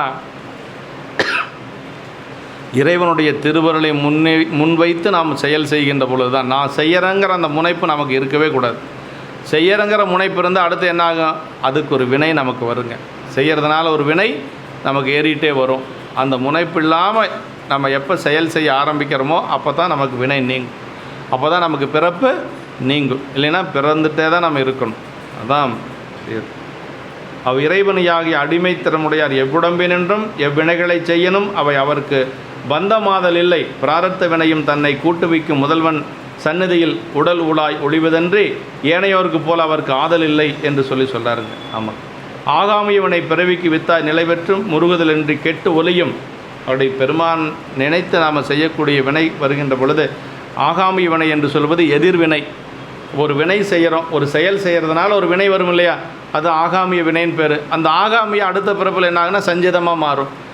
அந்த ஆகாமிய வினையே இல்லை அப்படின்னா நமக்கு வினையே அவ்வளோதான், முடிஞ்சு போச்சு. இப்போ ஆகாமை இவனை இல்லாமல் இருக்கணும்னா நம்ம என்ன செய்யணும்? செய்யக்கூடிய செயலெல்லாம் சிவபுண்ணியமாகவே செய்யணும். இதெல்லாம் நான் செய்யலை, இறைவன் தான் எனக்கு செய்ய வைக்கிறான், இதெல்லாம் பெருமான் தான் இதுக்கு காரணம் அப்படிங்கிற எண்ணத்துக்கு நம்ம வந்துட்டோம்னா நமக்கு எதிர்வினை என்று சொல்லக்கூடிய ஆகாமையும் இல்லை. அதான் சரணார விந்தமலர் சிந்தையிலும் அப்புறம் என்ன சொல்ல, சிந்தையிலும் சென்னையிலும் மலர்வித்ததனால் கும்பிடும் விருப்பம் நிகழ்ந்தது. பெருமானை கும்பிடக்கூடிய விருப்பம் எப்போ சுந்தரருக்கு வந்ததுன்னா, அவனுடைய திருவடியை சென்னையிலையும் சிந்தையிலையும் வச்சதுனால பெருமானை கும்பிடணுங்கிற அந்த எண்ணம் வந்தது என்று சொல்லி மலர்வித்தல் அதனோடு கனவு முதலிய நிலைகளிலும் நிகழ்வது என்று சொல்லி சொல்கிறாருங்க. ஆமாம், தங்கள் நாதர் உரிமையின்றி அது பறவையாருக்கும் தமக்கும் நாதர் யார்? சிவபெருமான் தான், ஆரூர் பெருமான் தான், ரெண்டு பேர்த்துக்குமே தலைவர் இல்லையா? சுந்தரருக்கும் ஆரூர் பெருமான் தான், அதே மாதிரி பறவையாருக்கும் ஆரூர் பெருமான் தான். பன்மயத்த மொழிப்பறவை சங்கிலிக்கும் எனக்கும் பற்றாய பெருமானே மற்றாரை உடையன்னார் இல்லையா? நாகைக்காரவன தேவாரத்தில் சொல்கிறாருங்க, பன்மயத்த மொழிப்பறவை சங்கிலிக்கும் எனக்கும், சங்கிலிநாச்சியார் சொல்கிறார், பற்றாய பெருமானே உற்றாரை உடையன் என்று சொல்லி சொல்கிறாரு. ஆமாம், இப்படி நம்பிகளுடைய திருவாக்கில் வந்து அப்படி தான் சொல்கிறார். இன்னொரு பாட்டு பார்க்கலாமா?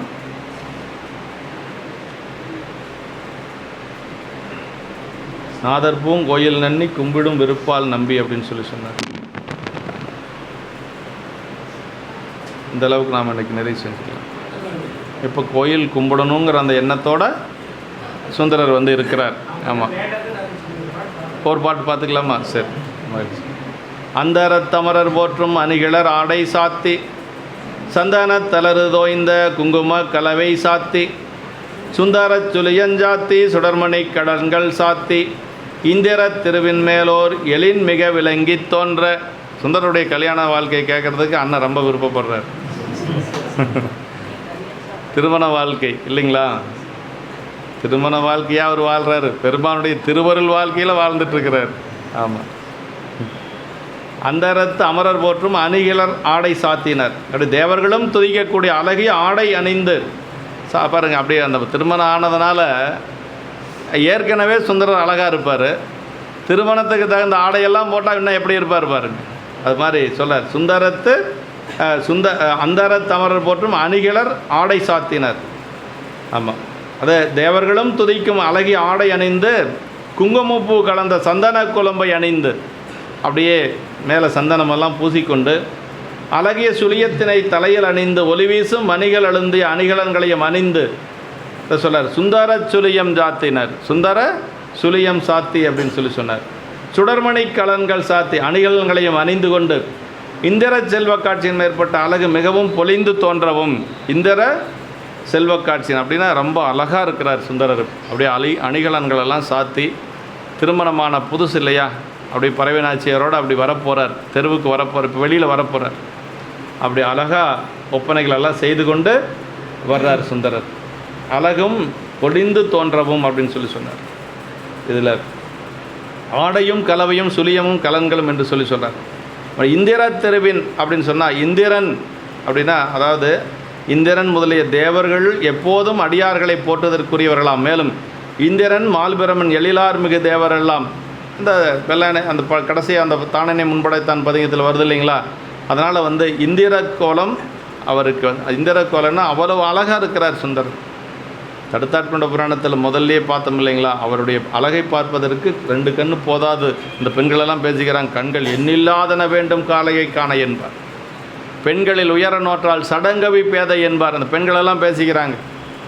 சூரியன் பார்த்தானா இவருடைய அழகை பார்க்கறதுக்காக காலையில் நேரமே எந்திரிச்சு வந்துட்டான். எப்பொழுதும் சூரியன் உதிக்கிற நேரத்துக்கு தானே உதிப்பான். இந்த மாதிரி ஒரு அழகான ஒருத்தனை நான் பார்த்ததே இல்லையே. இன்றைக்கி பார்த்துட்டா தான் திருமண கோலம், மறுபடியும் நாளைக்கு திருமண கோலம் இருக்கவா போகுது? அதான் சொல்கிறார், நல்லா சொல்லுவார், தேமரு தொடையல் மார்பன் திருமண கோலம் காண காம்புரு மனத்தான் போல கதிரவன் உதயம் செய்தான் அப்படின்னார். தடுத்தாட்கொண்டு அதில் வருது, அந்த சடங்கு விசுவாசருடைய மகள் திருமணத்தில் வருது. அவ்வளவு அழகு சுந்தரர். தேமரு தொடையல் மார்பன் அப்படின்னா தாமரை மாலை அணிந்த அந்த சுந்தரர். தேமரு தொடையல் மார்பன் திருமண கோலம் காண, திருமணத்தை பார்க்க முடியாது, நடக்கிறது இல்லை, அது நடக்காத திருமணம் தானே, அதனால் கோலத்தை மட்டும் பார்க்கறதுக்கு வந்தானா சூரியன். திருமண கோலம் காண காமுறு மனத்தான் போல கதிரவன் உதயம் செய்தான் அப்படின்னு. இந்த இடத்துக்கு தகுந்த மாதிரி இயற்கையை கொண்டு வந்து சேக்கிழ பெருமான் அப்படி கொண்டு வந்து போடுவார். கண்ணப்ப நாயனாருடைய புராணத்தில் வருதுங்க. சூரியன் கண்ணப்ப நாயனார் நல்ல சுவையான கறிகள் எல்லாம் சாமிக்கு படைச்சிட்டு இருக்கிறார். அப்படி படைச்சிட்டு இருக்கிற பொழுது சூரியன் பார்த்தானா, நம்ம இருந்தோம்னா பகல் இருக்கும், அதனால் நல்ல மிருகங்கள் எல்லாம் அவருக்கு கிடைக்காது. சீக்கிரமாக போய் மறைஞ்சிட்டோம்னா நல்ல நல்ல மிருகங்கள் எல்லாம் கிடைக்கும், காலத்தினாதருக்கு நல்ல கறி கிடைக்குன்னு சொல்லி சூரியன் வேகமாக போய் மறைஞ்சிட்டானா. சேக்கிழ பெருமான் சொல்லார், அன்னையும் மொழிகள் சொல்லி அமுது செய்திட்ட வேடர் மன்னனார் திருக்காலத்து மலையனாருக்கு இன்னமும் நல்லோன் வேண்டி எழுவரும் காதல் கொண்டு பன்னெடும் கடங்கள் கூப்பி பகலவன் மலையில் தாழ்ந்தான் அப்படின்னார். மாலை நேரமான சூரியன் போய் மறைகிறது தானே, இதில் என்ன பெரிய வித்தியாசம் இருக்க போகுது? ஆனால் அதை கூட சரீரத்தோடு சேர்த்து சொல்லுவது அப்படிங்கிறது சேக்கிழ பெருமானுடைய ஒரு கைவந்த கலை. அந்த மாதிரி பல இடங்கள் வருங்க, அதெல்லாம் கொஞ்சம் ரசிக்கிற மாதிரி இருக்கும். ஆமாம், இப்படி இந்திரனை போல தோற்றம், இந்திர கோலம் அப்படின்னு சொல்லி சொல்கிறார். ஏற்கனவே அவர் இந்திரனை வர அழகாக தான் இருக்கிறார் சுந்தரர். சாமி போய் கண்ணாடி முன்னாடி நின்னாராம், பார்த்தாராம், நம்ம இவ்வளோ அழகாக இருக்கிறோமா? அது வரைக்கும் அவருக்கு தெரியல நம்ம இவ்வளோ அழகாக இருப்போன்னு. சாமிக்கு இவ்வளோ அழகாக இருக்கிறோமா, சுந்தரா வெளியில் வா அப்படின்னாராம். அப்படி வந்தவர் தான் சுந்தரர். ஆடியில் முன் நின்று அழைக்க, இது எங்கே வருது அப்படின்னா பேரூர் இதில் வருதுங்க, பேரூர் புராணத்தில் வருது. பேரூர் புராணத்தில் கச்சியப்ப முனிவர் பாடுறார், ஆடியில் முன் நின்று அழைக்க அப்படின்பார். கண்ணாடி முன்னாடி நின்று அந்த அழகை பார்த்து சுந்தரா வெளியில் வா அப்படின்னது வந்தது தான் ஆளாள சுந்தரர். சிவபெருமானுடைய முழு அழகு பொருந்தியவர் சுந்தரர். சிவபெருமானுடைய முழு அழகும் பொருந்தியவர் சுந்தரர். அதில் இப்படியெல்லாம் பெருமான் எதற்காக அவர் வந்திருக்கிற அந்த உலக தீதில்லா திருத்தொண்ட, அது அடுத்த பகுதி திருத்தொண்ட தொகை. ஆமாம், அடுத்தது அதுதான் இந்த இதில் முடிய போகுது. தாங்கள் இதுவரை ஆசிரியத்து வாயில் காத்து கொண்டிருந்த தேவாசிரிய மண்டபத்துக்குள்ளே எழுந்தருளி அடியார்களையெல்லாம் துதிப்பதன் மூலம் உலகிற்கு தமக்கும் அவர்களது பெரும் விளக்கும்படி அறிவுறுத்தப் போகின்றமையாலும் அவர்கள் இங்கு போற்றியது சிறப்பு வணக்கம் என்று சொல்லி தேவர்களெல்லாம் போற்றக்கூடிய அளவுக்கு அமரர்கள் போற்ற அப்படின்னு சொல்லி சொல்கிறாங்க. ஆமாம், அமரர்கள்னால் தேவர்கள்ங்க. ஆமாம், இந்திர திருவின் மேலால் எழில் மிக விளங்கி தோன்ற என்று சொல்லி அப்படியே இந்திரனை போல, அப்படி இந்திரனை விட அழகா சுந்தரர் விளங்கி தோன்றார். நம்பிகள் மன்னவர் திருவும் தங்கள் வைதிக திருவும் பொங்க மனக்கோலம் கொண்டாராதலின் அக்கோலத்துடன் விளையாடச் செல்கின்றாருக்கு இங்கும் மன்னவர் திருவை குறித்தது என்று. மன்னவர் கோலத்தில் மேம்பட்டது வைதிக கோலம் என அதற்கு மேல் இதனை வைத்து காட்டியிருப்பது காண்க.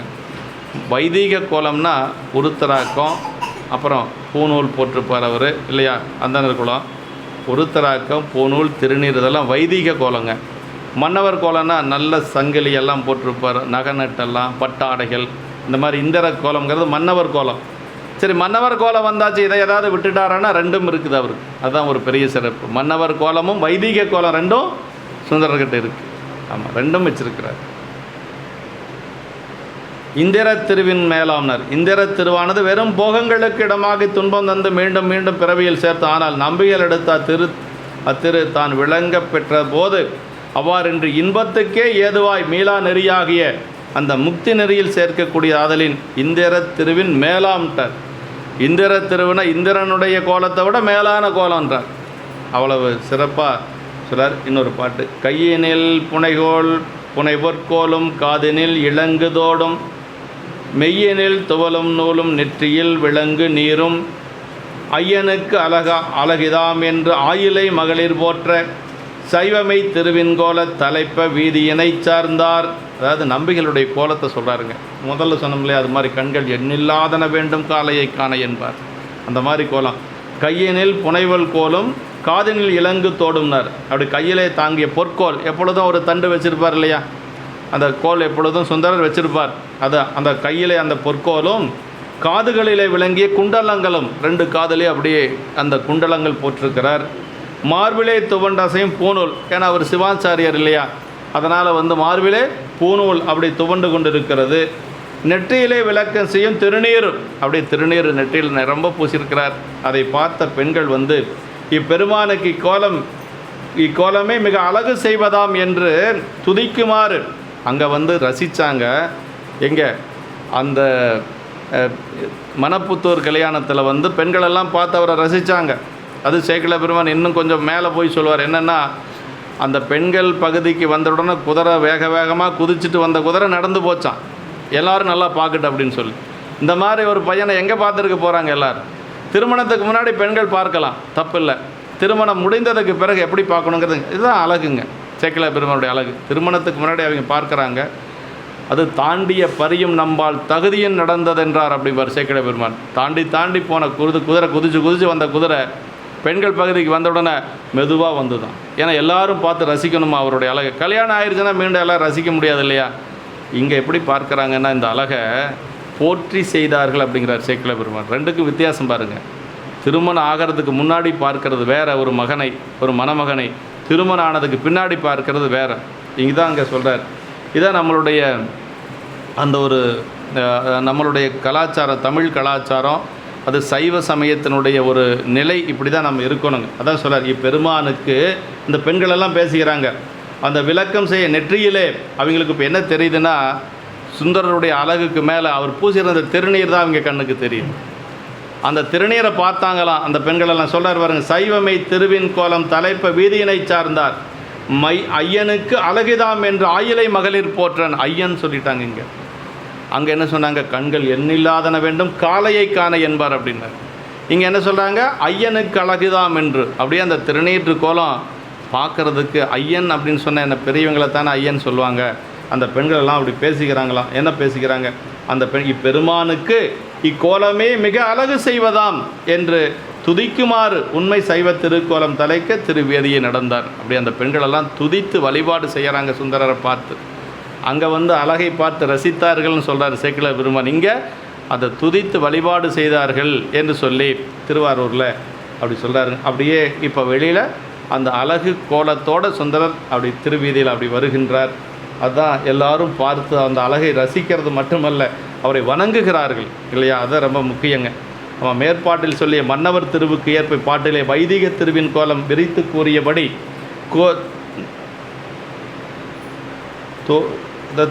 கோலும் தோடும் என்று சொல்லி, அதாவது அந்த கோலத்தை வந்து அவ்வளவு சிறப்பாக சொல்கிறாருங்க. சைவமை திருவின் கோலம் அப்படின்னா இதுவே மெய்க்கோலமாதலின் ஏனைய இந்திர திருமுதல் எல்லாம் பொய் என்று குறித்தபடி இதுவே அழகுடையது. மற்ற இந்திர கோலமெல்லாம் வந்து ஒரு பொய்யான கோலம், அது உலகியலை சொல்லக்கூடியது. ஏன்னா இந்த சைவமை திரு என்று சொல்லக்கூடிய இந்த கோலம்தான் உயர்ந்த கோலம். சைவமை திருவின் சார்பை பொருளெனச் சாரும் நீரார் திருநீலகண்ட நாயனார் பணத்தில் வருதுங்க. ஆமாம், பொய்கடிந்த அறத்தின் வாழ்வார் புனல் சடை முடியாருக்கு அன்பர் வையகம் போற்றும் செய்கை மனையறம் புரிந்து வாழ்வார் சைவமை திருவின் சார்பை பொருளெனச் சாரும் நீரார் அப்படின்னார். சைவமை திரு அப்படின்னா என்னென்னா திருநீர், உருத்தராக்க, கண்டிகை, சீபஞ்சாக்கரம். இதுதாங்க சைவமை திரு. சைவத்தில் அழியாத 4 பொருள் சொல்கிறார் சேக்கிழார் பெருமான். திருநீலகண்ட நாயனார் பணத்திலே சொல்கிறார், சைவமை திருவின் சார்பே பொருளெனச் சாரும் நீரார். சைவமை திருன்னு என்ன அப்படின்னா உலகத்தில் அழியாத பொருள் 4. அதில் வந்து திருநீர், உருத்திராக்கம், அப்புறம் கண்டிகை, சடை. இது 4 தான் வந்து அழியாத பொருள். அந்த கோலத்தோடு இப்போ சுந்தரர் வர்றார். அதுதான் பெரிய சிறப்பு. இதுவே மெய்க்கோலமாதல் ஏனைய இந்திர முதலிய கோலங்கள். கோலம் மேற்பாட்டிலே கண்ட இந்திர திரு கோலமாய் கருதத்தக்கதென்றாதலின் இதனையே கோலம் என்று கூறினார். இது அழிவில்லாததாதலாலும் சிவத்தின் சார்பு பெறுதலானும் இது மெய்த்திருவின் கோலமாயிற்று. ஆயினும் நம்பிகள் ஏன் இந்திர திருவின் எழில் பெற பூண்டாரெனின் அது இறைவனது ஆணையாதலாலும் பிராரத்த வாசனை இதழுடன் தொலைக்கும் வகையினாலும் என்று சொல்லார். அதாவது திரு அப்படின்னா கண்டாரால் விரும்பப்படுவதாதலின் கண்ட மகளிர் அழகிது என போற்றினர். பார்த்த பெண்களெல்லாம் ஐயனுக்கு இந்த கோலம்தான் அழகாக இருக்குது என்று சொல்லி போற்றி இருக்கிறாங்க, வணங்கி இருக்கிறாங்க. அதுதான் ஒரு பெரிய சிறப்பு. நெற்றியில் விளங்கும் நீட்டினால் நிறைவு பெற்று உலகை விளக்கம் செய்வதாதலின் சைவமை திருவுடைய இனிய கோலமாயிற்று என்று சொல்லி காண இனியது நீர் கவினை தருவது நீர். கவின்னா அழகுங்க. திருநீர் பூசினா அழகாக இருக்கும். ஏற்கனவே அழகாக இருக்கிறவங்க திருநீர் பூசினா மீண்டும் அழகாக இருப்பாங்க. ஆனால் கல்யாணத்தில் போய் திருநீர் வச்சோம்னா அழிச்சு விட்ருவானு.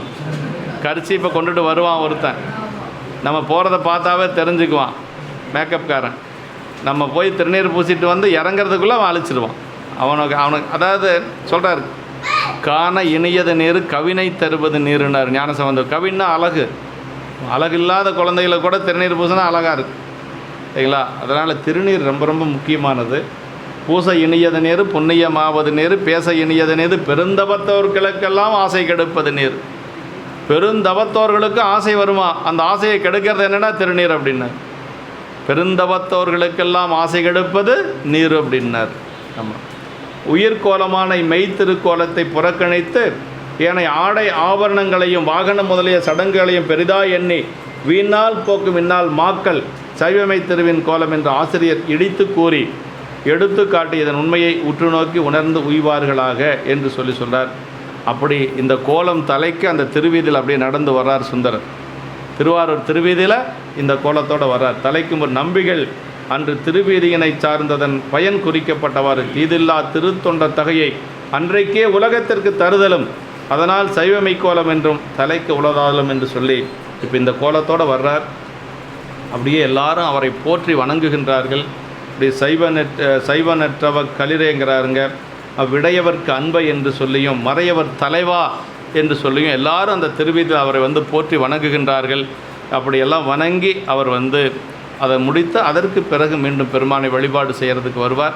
இந்த அளவுக்கு நாம் இன்று நிறைவு செய்து கொண்டு அடுத்த வகுப்பில் நாம் மீண்டும் சிந்திக்கலாம். என்றும் இன்பம் பெருகும் இயல்பினால் ஒன்று காதலித்துள்ளமும் மூங்கிட மன்றுளார் அடியாரவர் வான்புகழ் நின்றதெங்கும் நிலவி உலகலாம் வான்முகில் வளாது பெய்க மலிபலம் சுரக்க மன்னன் கோன்முறை அரசு செய்க குறைவிலாது உயிர்கள் வாழ்க நான்மறை அறங்கள் ஒங்க நற்றவம் வேள்வி மல்க மேன்மைகொள் சைவநீதி விளங்குக உலகமெல்லாம். மேன்மைகொள் சைவநீதி விளங்குக உலகமெல்லாம். மேன்மைகொள் சைவநீதி விளங்குக உலகம்.